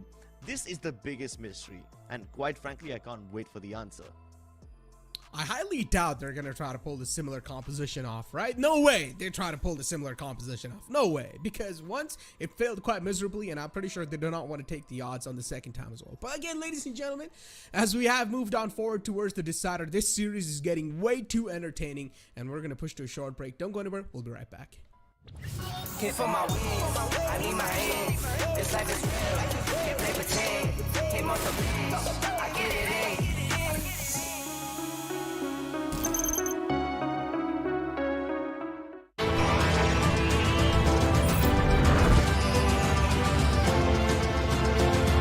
The all-new i20, born magnetic.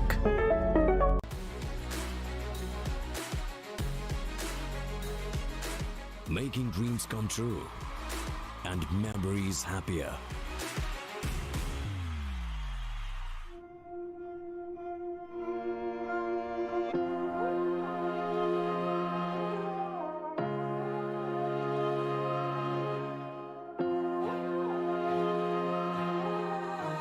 I know my destiny.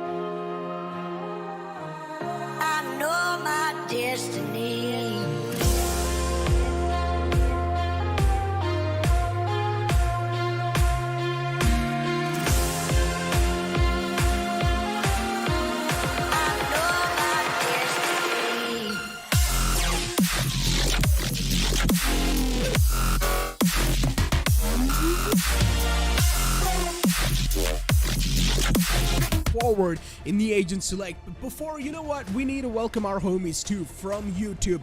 Welcome back to the stream, ladies and gentlemen, as we do move on forward to the map of Icebox. But before that, we need to take a look at the Agent Select to find out, are we going to be seeing any sort of new tricks underneath these teams' belt? I mean, so far it seems pretty basic, but Disrupt's gonna go for the Reyna pick. Okay, double duel is being picked out once again, but this time they've got Wimp on that Sentinel role, so there is definitely a bit of change. But on the other hand, we're gonna see some basic stuff from Godlike, nothing experimentative. Yeah, it's not that wild, you know. The Reyna is wild enough, Yeah. but that's fine. We've seen Reyna on Icebox before. It's nothing. Okay, it is a little out of the ordinary, but it's not the kind of out of the ordinary where it will just make you blow your mind away, right? Meanwhile, for God's Reign, this is quite a standard composition, almost the same composition you see every time from every team on Icebox. So yeah, with Disrupt playing over here and no Sage available on Two Rippers, planting might just get a little difficult for them. The reason you need the Sage and sometimes even the Harbor to plant is because it's so easy to kill that Spike planter, especially when you don't even have a line of sight on him. There's just so many lineups that you can use to just chuck utility at the guy, and that easily results in a kill on whoever's trying to go for the plant. So let's see if True Rippers can make it work. Ooh, I mean, if they're hitting shots like this, yeah, if they're hitting shots like this, then they can definitely make things work, right? Exactly. I mean, that's a shot for you really are, or that you really are searching for inside such a matchup. And Kaizen was able to open things up pretty well. The Sheriff in the hand, of course, is going to deal a lot of damage. So Godstream will need to peek out quite surprisingly, but Wimp, he's able to back it up with two of himself, and now we're down to a 2-on-2 scenario. Tix with only Classic in the hand, of course. The jumping accuracy or the moving accuracy on the Classic sometimes is quite good if you're able to connect those right-click bursts onto your opponent's heads well enough. And Tix will be falling back, at least for a while, because the Nano Swarm dealt a lot of damage onto him. And is now also catching a bit too much hurt, and Wimp will put the final bullet onto his dome. I mean, once again, True Ripper starting things off pretty well. So, you brought up a good point, right, Crips? And the only way to deny your Spike plant dying is to get the deep control off the side as well. That means True Rippers will need to overextend and try to get the deep control off the side every single time, especially on the B side. They will need to take the entire side control, and then only they can go for a plant. So that means we're going to be seeing a lot of those overextension moments, but you wouldn't really call it overextension when you've got nothing else to do. You've got nothing else to do. Actually, that does make quite a lot of sense. Let's see what God's Reign do in order to counter this. And I'm kind of concerned hold because back and hold the angles. Yeah, I'm kind of concerned because Disrupt has already invested into the Vandal. Yeah. And while he's the only one, it is quite a hefty investment. But the trades were equal on both the sides, I guess. So now we've got 3 players on each. And as you mentioned, the Vandal should not die, should not fall apart. And luckily enough for True Rippers, they haven't really lost some big guns. They've just lost a Ghost, I guess. I don't exactly know what the rest of the players had, but Kaizen, I'm not sure what he had in his hands. Yeah. And that too happened because God's Reign decided to peek out of their own Viper's toxin screen. So they basically just told Vibhor, go for it. Ignore your poison, move on. But now God's Reign are all prepared towards the A side. They're ready to stop this hit. A nice shot comes through onto Techno, reduces a bit of his HP, but Disrupt needs to save him somehow. He can't. Hopes also doubles up, this time getting the kill onto Wimp. Disrupt left all alone. My biggest fear is actually coming to fruition. He has to risk his Vandal now in order to recover the Spike. He does it, but there's very little time left. So he's just hoping that somebody from God's Reign will push him so he can turn this into a 1v2 rather than a 1v3. But nobody offers him any fights. They force him to go for the plant. And now as he tries to stick it, he can't do it. Time's run out. And now no matter what happens, True Rippers can't win the round. And he also lost the Vandal, gave it away. Not a good news for True Rippers. This has always been a problem for them, isn't it? Because even in the previous round, we saw how after winning Pistol, their momentum was stolen away.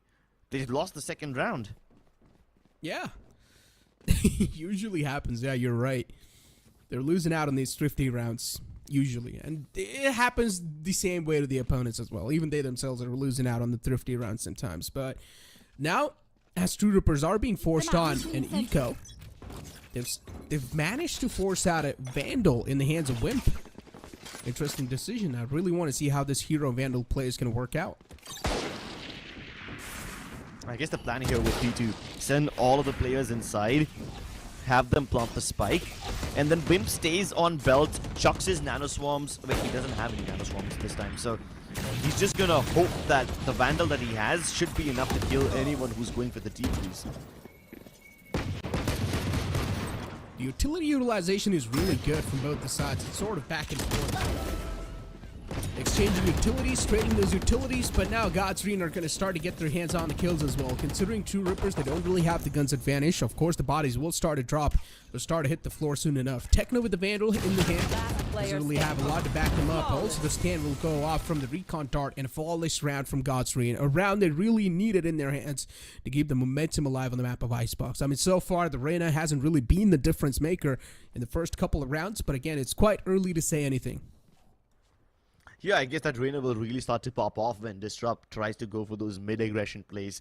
Last time we saw True Rippers, as soon as they take control of B yellow, instead of going directly for the plant, sometimes they will push inside oranges as well. So that could be something that Disrupt pulls out in a tricky situation. Even on the A side, you know, these guys have the tendency to pick up these fights towards the left-hand side of 410 as well. Instead of just going directly towards Fridge and planting, they often try to encircle that area and hope that they're able to break the crossfires that way. So True Rippers, they are quite an aggressive team on Icebox. I guess what I'm trying to say over here is that Disrupt will have his moment to let that Reyna shine, to unleash it to its fullest potential. But for now, he just needs to be a little patient. He just needs to make sure that his teammates cover ground first before they let him go wild. Speak about going wild. I mean, with the sort of composition these guys have, True Rippers, they need to go wild. They don't have any other option. They need to take the entire side control and deny pretty much everything possible from the opponents, and then only they can go for a spike plant. Especially on the B side, they need to do that. A side, maybe they have some sort of cover where they can try to go for the safe plant, but once again, playing off of those safe plant is going to be really tough, especially to play the post plant. So once again, True Rippers, they need to take the entire side control. They need to go wild. They need to go aggressive with this composition. You asked them of it, and they are already delivering it. Aggression from True Rippers, this time kinda overwhelming, as the Toxin Screen doesn't let anyone from God's range shoot things. And God's Range are okay with giving up this area. They want to let True Rippers go for the plant, but they're not actually committing the plant yet. Now, as I say it, Techno starts to dig it, but nah, I guess what they were trying to do is just bait out somebody's peek from God's Range, and they've got it. True Rippers are handed that peek, they get the advantage, and now they can safely fall back. But they're not doing that either. They're just playing from the site itself. They're only gonna let RU climb up belt and defend from there. Pretty much, I guess. Even RU wouldn't really have a lot of visual on the spike plan that's been shown so far. I guess he does, I'm not sure. It's tough to tell, but yeah, he does. So from the belt, maybe he does a little bit of visual, but once again, it's going to be really tough. But yeah, because the operator in the play, it's going to be really tough to try and defend anything.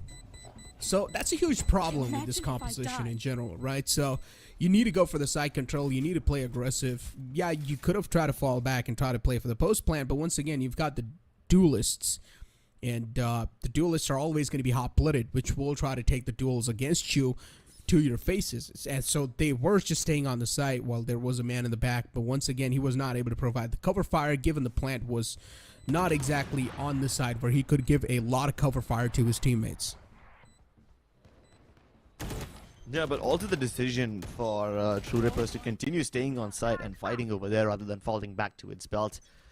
I guess they thought they were comfortable doing so because they had the man advantage already. So regardless of whether they fall back or not, they should have been able to play with each other and neutralize whatever God's Rain threw at them.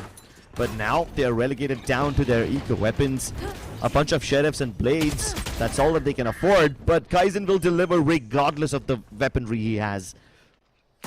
And this pushes God's Rain back.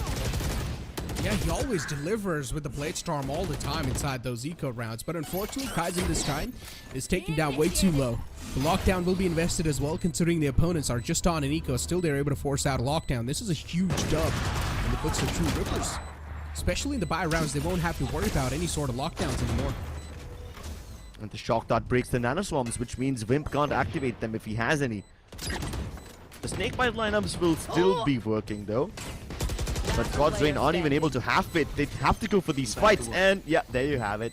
They went in for the fights. And this should be another round in the bag for God's Reign. A huge disadvantage not having a Sage in your lineup is that you need to always go for these type of plants where you will also need to have visual all the way from the backlines if you do want to play a safe post plant. But at the same time, you're not going to be able to pretty much have a lot of area control if you're going to try to play the post plant just off of belts. For example, you just have a little amount of visual on the side from belts if you take a look at it over there. They don't really have a lot of visual, so that's why they're not able to provide any sort of cover fire to the players who are playing on the site.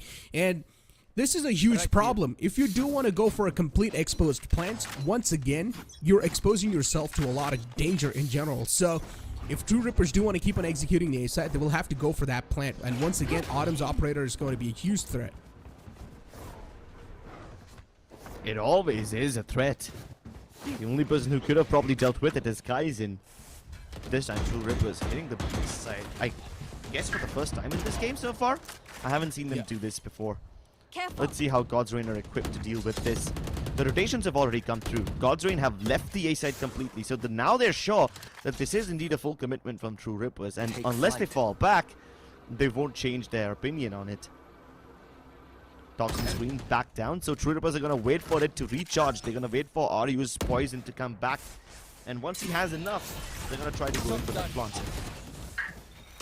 As I said, with the sort of composition they have, they will need to try and go aggressive, and this is exactly what they're doing. True Rippers, they go in quite deep in the site, but this time they're able to find a lot of success. There is Tix in the back line, so we'll be able to shut down Kaizen, but that's all he's going to find. Hunter's Fury utilized too to try and delay the spike plant for as long as possible, but they will need to keep on going really deep. True Rippers, the composition does not allow them to just sit down and plant.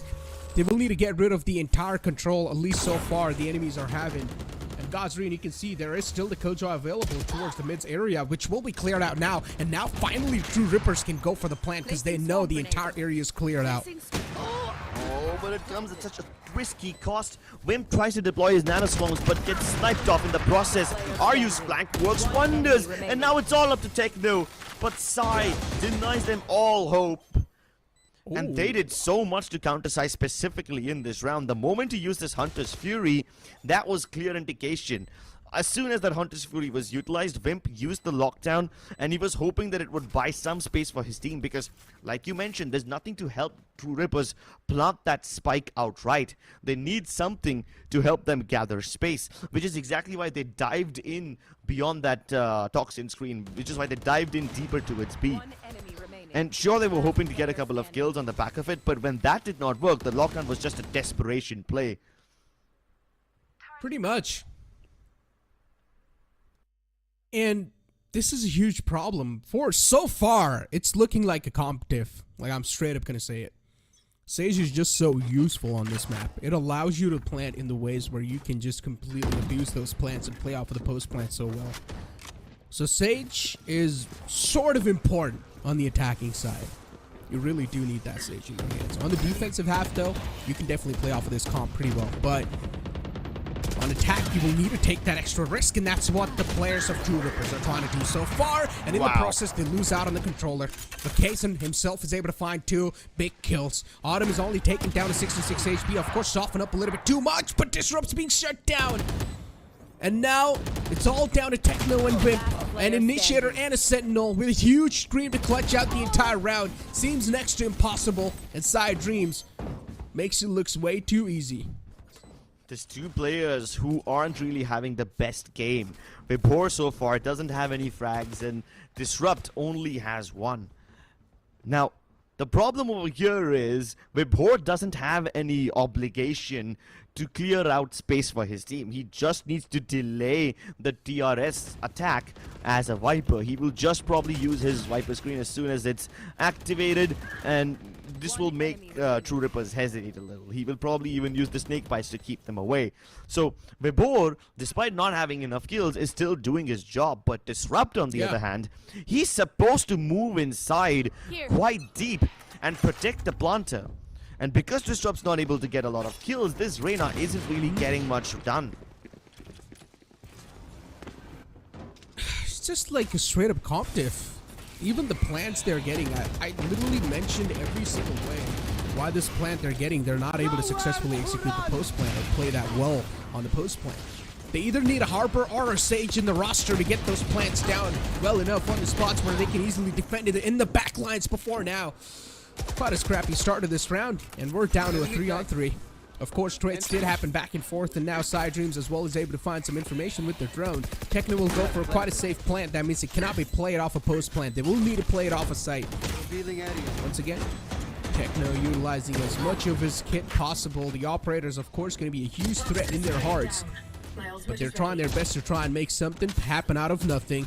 Wimp being spotted with Disrupt 9 right next to him. They've also got a decent amount of weaponry to try and back up the firepower, and Wimp finds the opening. Definitely a huge sigh of relief with that one. This time he might just catch him off guard, but no, it's going to be the answer. Disrupt turns around in the nick of time and shuts down the man in the close. Autumn with only 1 HP to left it out a clutch. And there you have it, man. True Rippers, how on earth did they pull this one off? What a way to win the round.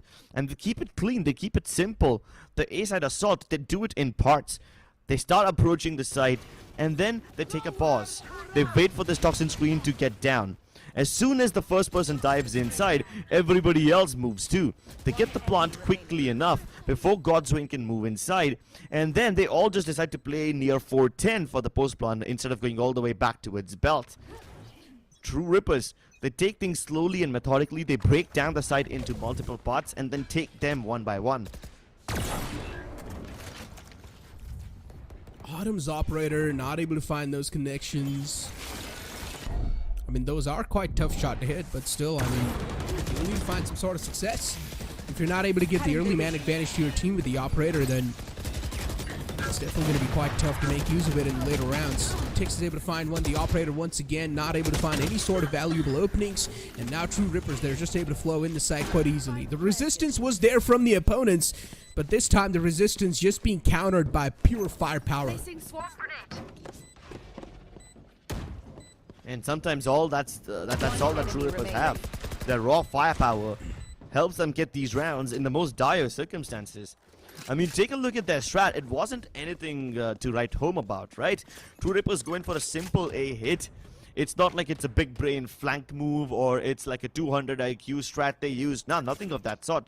It's quite standard. But still, the amount of firepower that they possess is just helping them barge inside and claim the site for themselves without any resistance from God's Reign.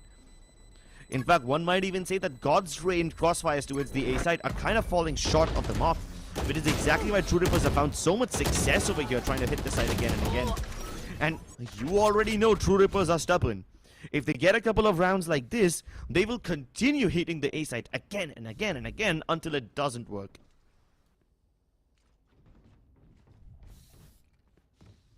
Something written on the screen.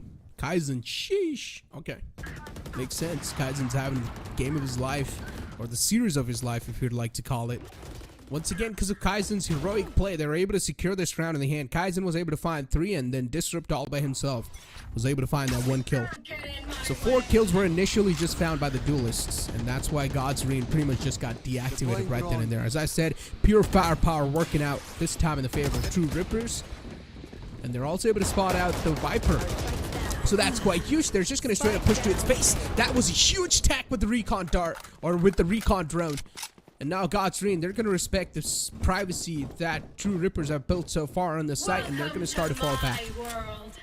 Exactly what I said, man. This just reinforces the stubbornness point even further. They see a Viper's Pit, and they still move through it regardless. And now even the True Rippers have a Viper's Pit of their own. The lockdown might just force them outside. But Aryu, he's going to get detained on purpose, hoping to keep this Viper's Pit up. At this point, it's gonna be up to Kaizen to somehow protect this man, keep him alive. And Kaizen trades out his fallen Viper. But can they stop the defuse? The nanoswarms are popped. Kaizen dead. It's up to Wimp now to make this work. Resurrection committed. Wimp is gonna have to make those nanoswarms count, man. And the time is running out. He doesn't have a line of sight. Oh, wait, maybe he does. From this spot, he does. But he doesn't kill the diffuser. And Tix is sticking it. That was quite a good plant, but once again, the only way they were able to get that plant to play the post plant was when they just cleared the entire site and God's Rain fell back. So expecting those type of plants all the time is going to be next to impossible. And God's Rain will keep on abusing that fact, I'm pretty sure, even in future rounds. But this overall execution from True Rippers was just so perfect. They were able to force out the opponent Viper with the recon drone, and then moving forward with pure aggression and firepower and get the site control in their hands. As we do move on forward to another round, 7-3 is the scoreline, in which True Rippers, of course, do have a decent amount of weapons available. Kaizen's going to decide to play on the Blade Storm. On the other hand, the opponents are looking quite comfortable. Side Dreams do have a entire Hunter's Fury, but once again, he's probably going to try to use that to deny the plant. Oh, this time the resistance from God's Rain to Vijay actually works out for them. Sai uses the Hunter's Fury only as a precautionary measure, but this forces True Rippers to go back to its B. Maybe even explore Tube. This is the first time True Rippers will be going down this region. Turret. There's a turret available, so that means even if they are trying to bring any sort of surprise play through the Tube, the turret will be giving it away. And that's what Wimp realizes too, but still is able to catch the players off guard. Perfectly played from Wimp.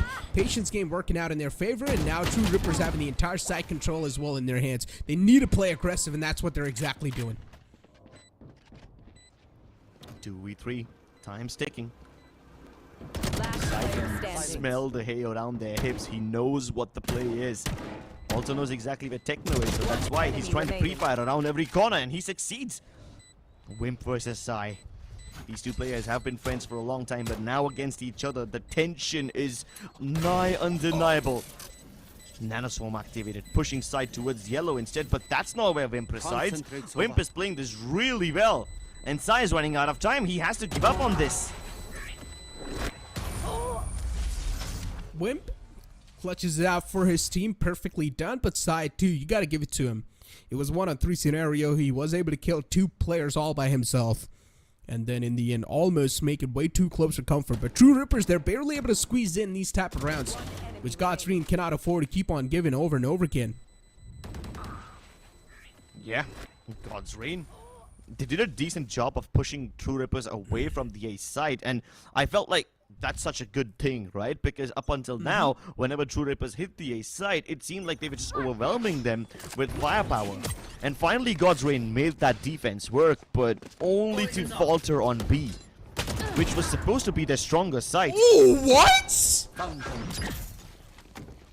You should run. What was that shot from Kaizen? You were barely able to see that man too. Even Tix himself is wondering what the hell just happened with me. I didn't even know what just happened with me, but yeah, something did, and I just died. And now Autumn is down to his last knife as well. True Rippers once again get the site control easily in their hands. In case, and this man is just on hunts. Oh, there you have it, ladies and gentlemen. This is exactly what you had been waiting for up until now. True Rippers finally able to get to a point where they can have a decent half. Oaks, though, wants to deny all of this. He's trying to find a better gun, but there's nothing on the ground. Autumn only has Spectres to work with. And he's trying to find where the rest of them are. This time, True Rippers are playing all the way from the back lines, which isn't something they've done before. And that's exactly why Autumn and Hoax were so confused, because they were trying to look for all the True Rippers members near 410, near Fridge, near the Radianite boxes, because that's exactly what True Rippers were doing. In the first few rounds of their A hits, they just all decided to stay on the side rather than fall back to its belt, which is exactly why they fell back to its belt. This time, God's Rain never saw it coming. Okay, to be honest, I'm a little worried for God's Reign now, considering now we're going to be heading on towards the switch. And as I said, this composition is going to be way better on the defending side, considering you're going to be expecting a lot of resistance whenever the side control is going to be trying to be taken away from True Rippers. So there's a high chance True Rippers might be a little bit more dominant on the defending side, but only time will tell if that's going to be the case or not. Ladies and gentlemen, it's time for us to push to a short commercial break. Don't go anywhere. We'll be right back. Hit for my wins, I need my hands. This life is real, can't play pretend. Came off the wins, I get it in.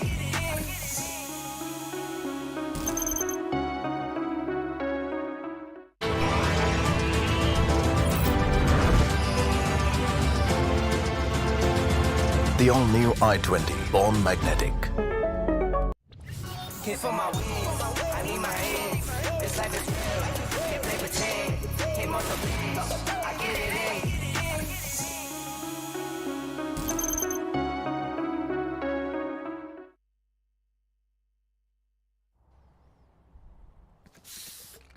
With the sort of composition these guys have, it really allows them to have a little bit more resistance on the defending side.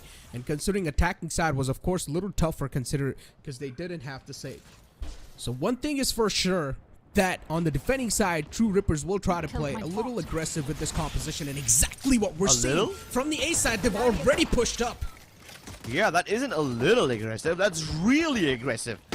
And they don't just stop there. They plant the spike very deep into the site, and they take snowman control. So even God's Reign fights fire with fire. They fight aggression with aggression. They know that True Rippers are coming in from yellow, so they don't want to play there at all. In fact, they take their spawn instead.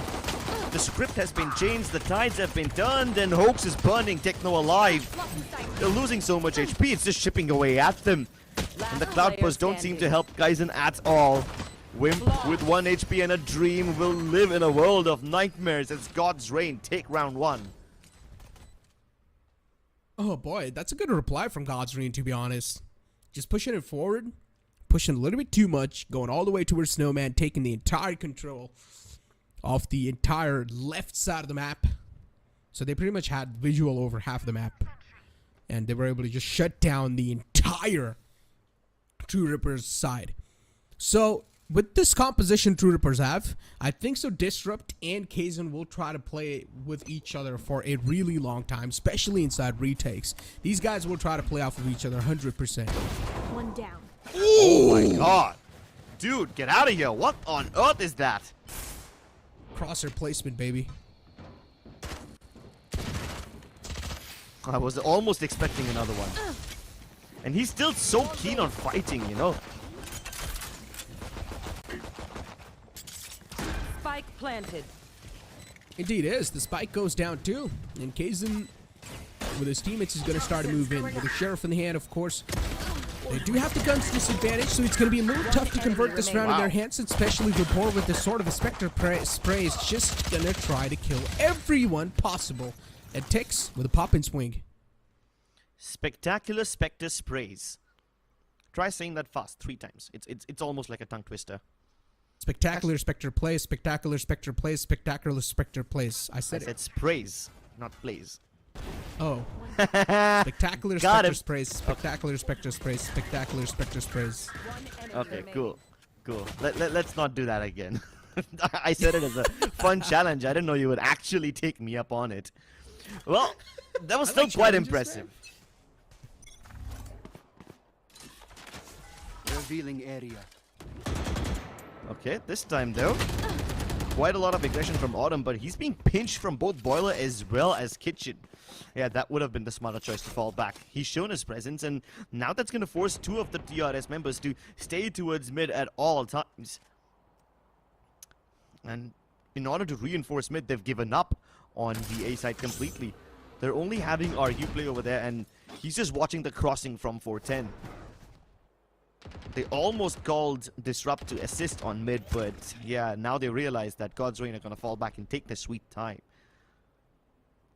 But still, God's Reign need to do the same thing which they were doing in Haven, you know. They need to boil out the utility of the defenders. Otherwise, they'll fall into the same trap that True Rippers did.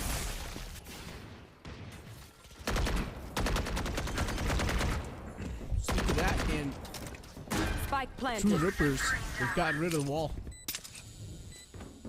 I mean, once again, they're so far respecting the entire side take that's came through God's Reign. But as I said, they will try to play off of each other. It's going to be a quick burst on the side from True Rippers. They're just waiting for the right moment to strike. And as soon as they find that sweet moment, it's going to be a quick burst. And here it becomes. Everyone just flowing on the site in closes side dreams. Of course, he's pulling off some nutty plays. Whoa. Almost got the third man down as well. Side dreams all by himself. Was adamant to keep his team stream alive. And now it's all down to Disrupt and Aryu.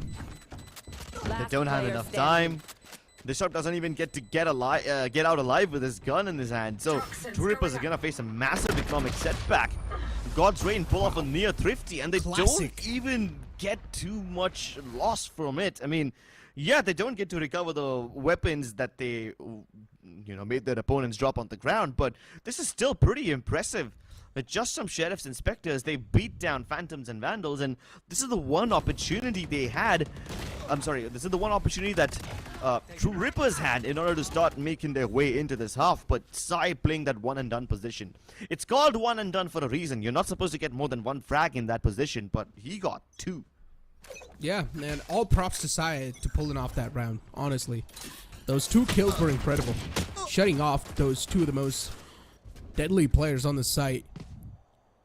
And pretty much helping his team secure that entire round as well. I don't know if you saw the last kill, but it was Autumn and a classic against the Vandal. And he killed the guy with only a classic. It was impressive. But Kazan once again is able to find these type of openings with the sheriffs, and all the time just delivering for his team. He's at least able to find the opening, but unfortunately Wimp is not able to follow it back up. Now the Reyna starts to really show what she's made of. The Disrupt can't capitalize, and Hoax plays well off of Ebor's positioning. So God's Reign avoid the crisis. They knew for a fact that True Rippers on their eco would really try to go for the aggression, and God's Reign fielded it well. Oh, banter to banter back. Trash talk to a trash talk back. So True Rippers basically said, when they were showing that text, they said, Kal Ana. And now they said, Kal bhi hamara, aaj bhi hamara. Interesting. So they're trash talk to trash talk back, replying back. Nice. We love these type of banters. Keep it going, guys. It usually happens on Twitter, not via the watch party screen for the stream. But hey, why would you want to have your audience open up another app on their phone in order to enjoy the banter while they can do it right here on the comfort of their screens?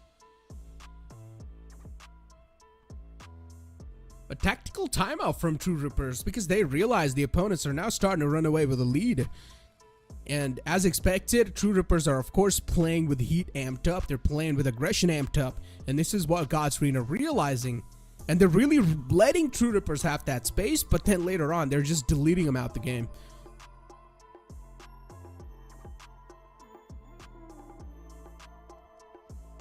True Rippers really need to start something here. They haven't gotten a single round in the second half so far. And as difficult as it is to digest, one might have believed that the True Rippers composition would have been better on defense because they can really take map control aggressively and deny God's Reign early control. Kaizen now pushing the envelope. The jet jumps right over it and Kaizen dashes back.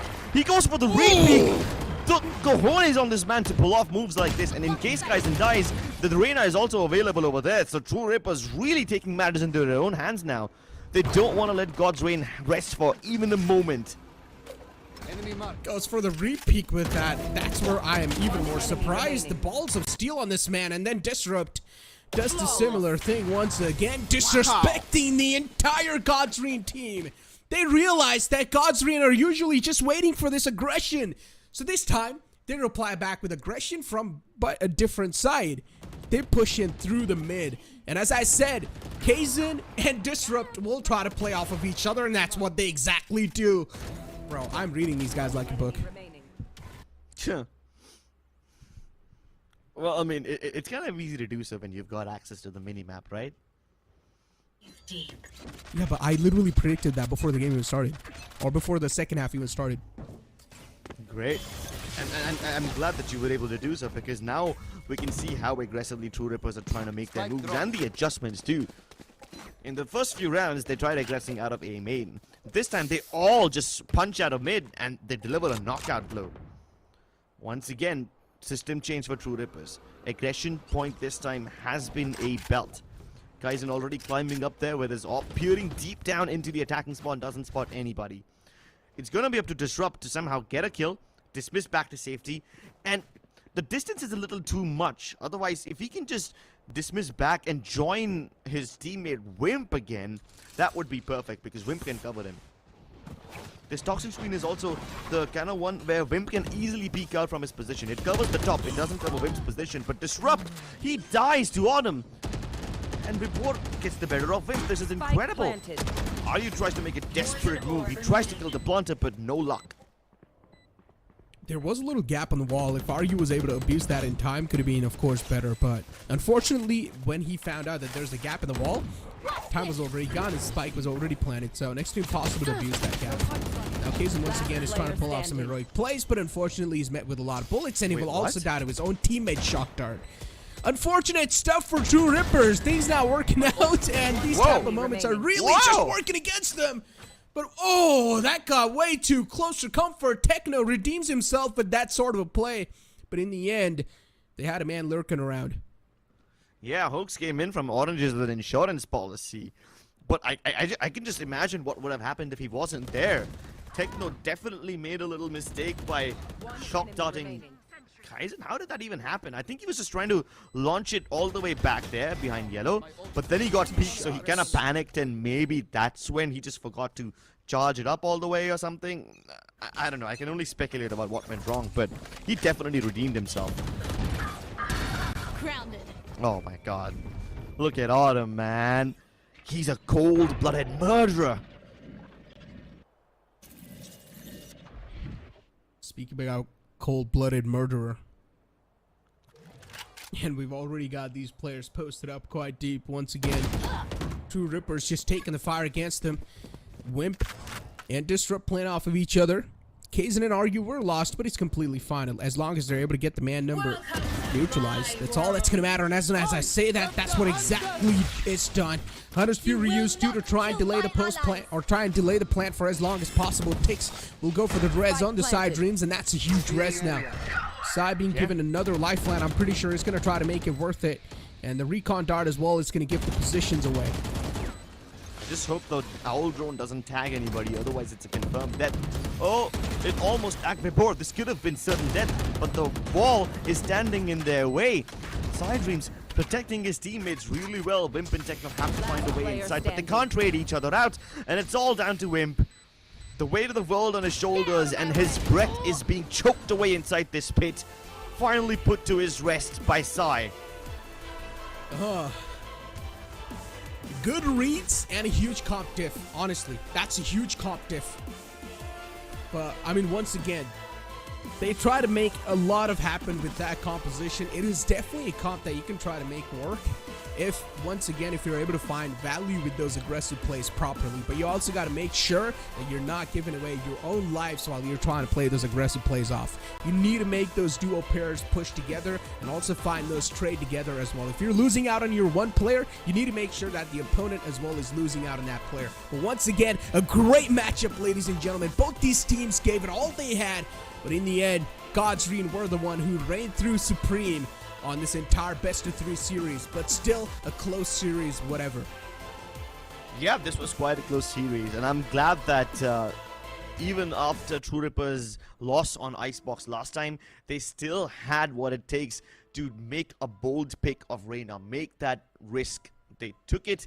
It didn't pay off as well as they were hoping for it, but I guess the point over here that matters more is that they are still willing to experiment, which is exactly what will get them ahead in the long run. Exactly, and I want to see these type of experimentative plays even in the future too. Do not stop experimenting. Keep on bringing these new type of lineups over and over again. We want to see you guys switch up some more stuff and also catch or bring a little bit more surprise element inside the game and make the games more entertaining, True Rippers. But again, with that being said, ladies and gentlemen, it's time for us to push to a short break. Don't go anywhere. We'll be right back. Hit for my wins, I need my hands. This life is real, can't play pretend. Came off the beach, I get it in.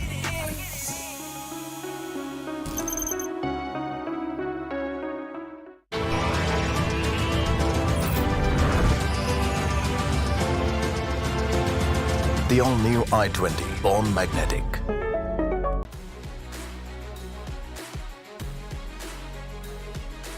Making dreams come true and memories happier.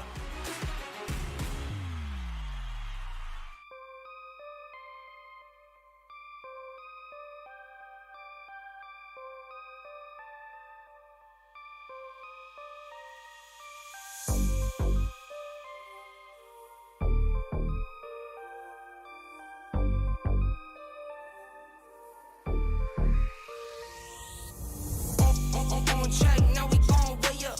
W's as easy as a layup. Working late, stay up, stay up. Counting all the way up. Counting blessings, yeah, you know we pray up, way up, pray up. On track, now we gon' way up, way up. Now we gon' way up, now we going. On track, now we gon' way up, way up. Now we gon' way up, now we going. Keep the same energy. Work on being better when I'm 70. Your drip is just a water spring. You know I drip different, this the 7 C's. I deal with life different, make that limit squeeze. Went off for my style and identity. Better bounce back and get the cheddar cheese. I guess that's why they envy me. On track, now we gon' way up. W's as easy as a layup. Working late, stay up, stay up. Counting all the way up. Counting blessings, yeah, you know we pray up, way up, pray up. On track, now we gon' way up, way up. Now we gon' way up, now we going. On track, now we gon' way up, way up. Now we gon' way up, now we going. I got his band like I'm Barry Bonds. Running through the money, but the money's long. I don't love it, but I need it, keep it coming on. Only friendly, me and friends, we don't get along. I put that on my name, that I put them on. I put myself on stage and they sing along. I might book a session, do 100 songs. I'ma let you hear them just to prove you wrong.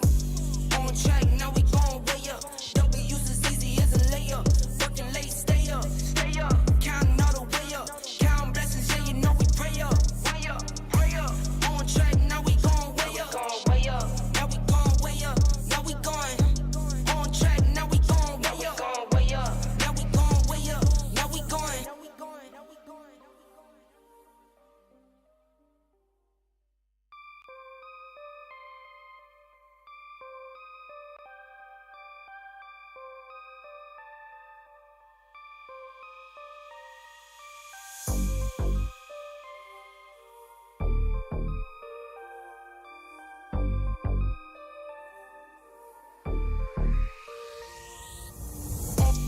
On track, now we gon' way up. W's as easy as a layup. Working late, stay up, stay up. Counting all the way up. Counting blessings, yeah, you know we pray up, way up, pray up. On track, now we gon' way up, way up. Now we gon' way up, now we going. On track, now we gon' way up, way up. Now we gon' way up, now we going. Keep the same energy. Work on being better when I'm 70. Your drip is just a water spring. You know I drip different, this the 7 C's. I deal with life different, make that limit squeeze. Went off for my style and identity. Better bounce back and get the cheddar cheese. I guess that's why they envy me. On track, now we gon' way up. W's as easy as a layup. Working late, stay up, stay up. Counting all the way up. Counting blessings, yeah, you know we pray up, way up, pray up. On track, now we gon' way up, way up. Now we gon' way up, now we going. On track, now we gon' way up, way up. Now we gon' way up, now we going. I got his band like I'm Barry Bonds. Running through the money, but the money's long. I don't love it, but I need it, keep it coming on. Only friendly, me and friends, we don't get along. I put that on my name, that I put them on. I put myself on stage and they sing along. I might book a session, do 100 songs. I'ma let you hear them just to prove you wrong. On track, now we gon' way up. W's as easy as a layup. Working late, stay up, stay up. Counting all the way up. Counting blessings, yeah, you know we pray up, way up, pray up. On track, now we gon' way up, way up. Now we gon' way up, now we going. On track, now we gon' way up, way up. Now we gon' way up, now we going.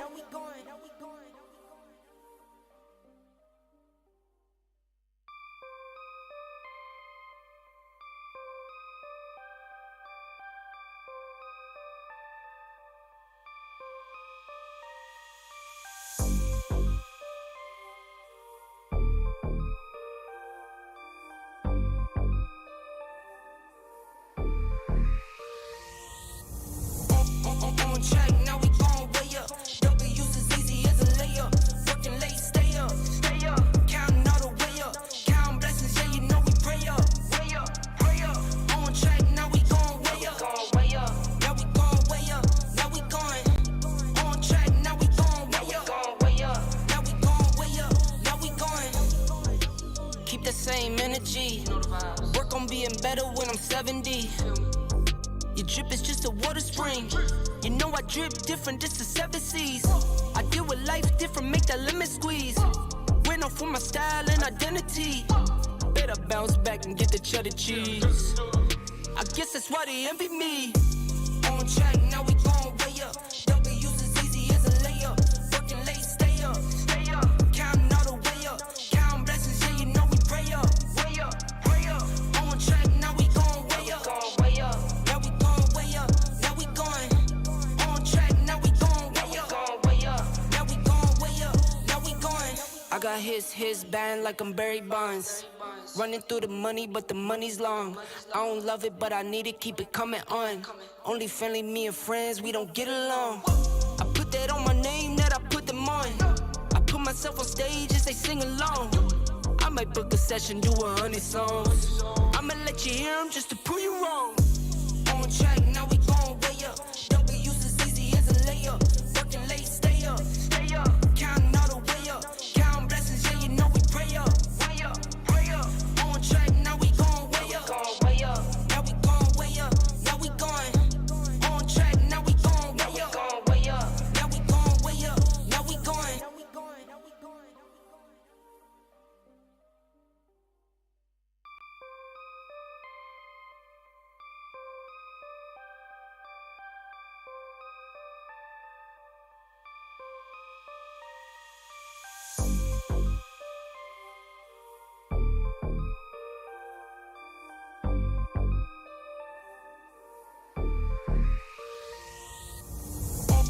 On track, now we going way up.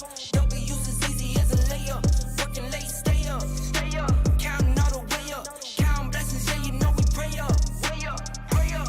On track, now we going way up, way up. Now we going way up, now we going. On track, now we going way up, way up. Now we going way up, now we going. Keep the same energy. Work on being better when I'm 70. Your drip is just a water spring. You know I drip different, just the 7 C's. I deal with life different, make that limit squeeze. Went off for my style and identity. Better bounce back and get the cheddar cheese. I guess that's why they envy me. On track, now we going way up. W's as easy as a layup. Working late, stay up, stay up. Counting all the way up. Counting blessings, yeah, you know we pray up, way up, pray up. On track, now we going way up, way up. Now we going way up, now we going. On track, now we going way up, way up. Now we going way up, now we going. I got his band like I'm Barry Bonds. Running through the money, but the money's long. I don't love it, but I need it, keep it coming on. Only friendly, me and friends, we don't get along. I put that on my name, that I put them on. I put myself on stage as they sing along. I might book a session, do 100 songs. I'ma let you hear them just to prove you wrong. On track, now we going way up. W's as easy as a layup. Working late, stay up, stay up. Counting all the way up. Counting blessings, yeah, you know we pray up, way up, pray up. On track, now we going way up, way up. Now we going way up, now we going. On track, now we going way up, way up. Now we going way up, now we going.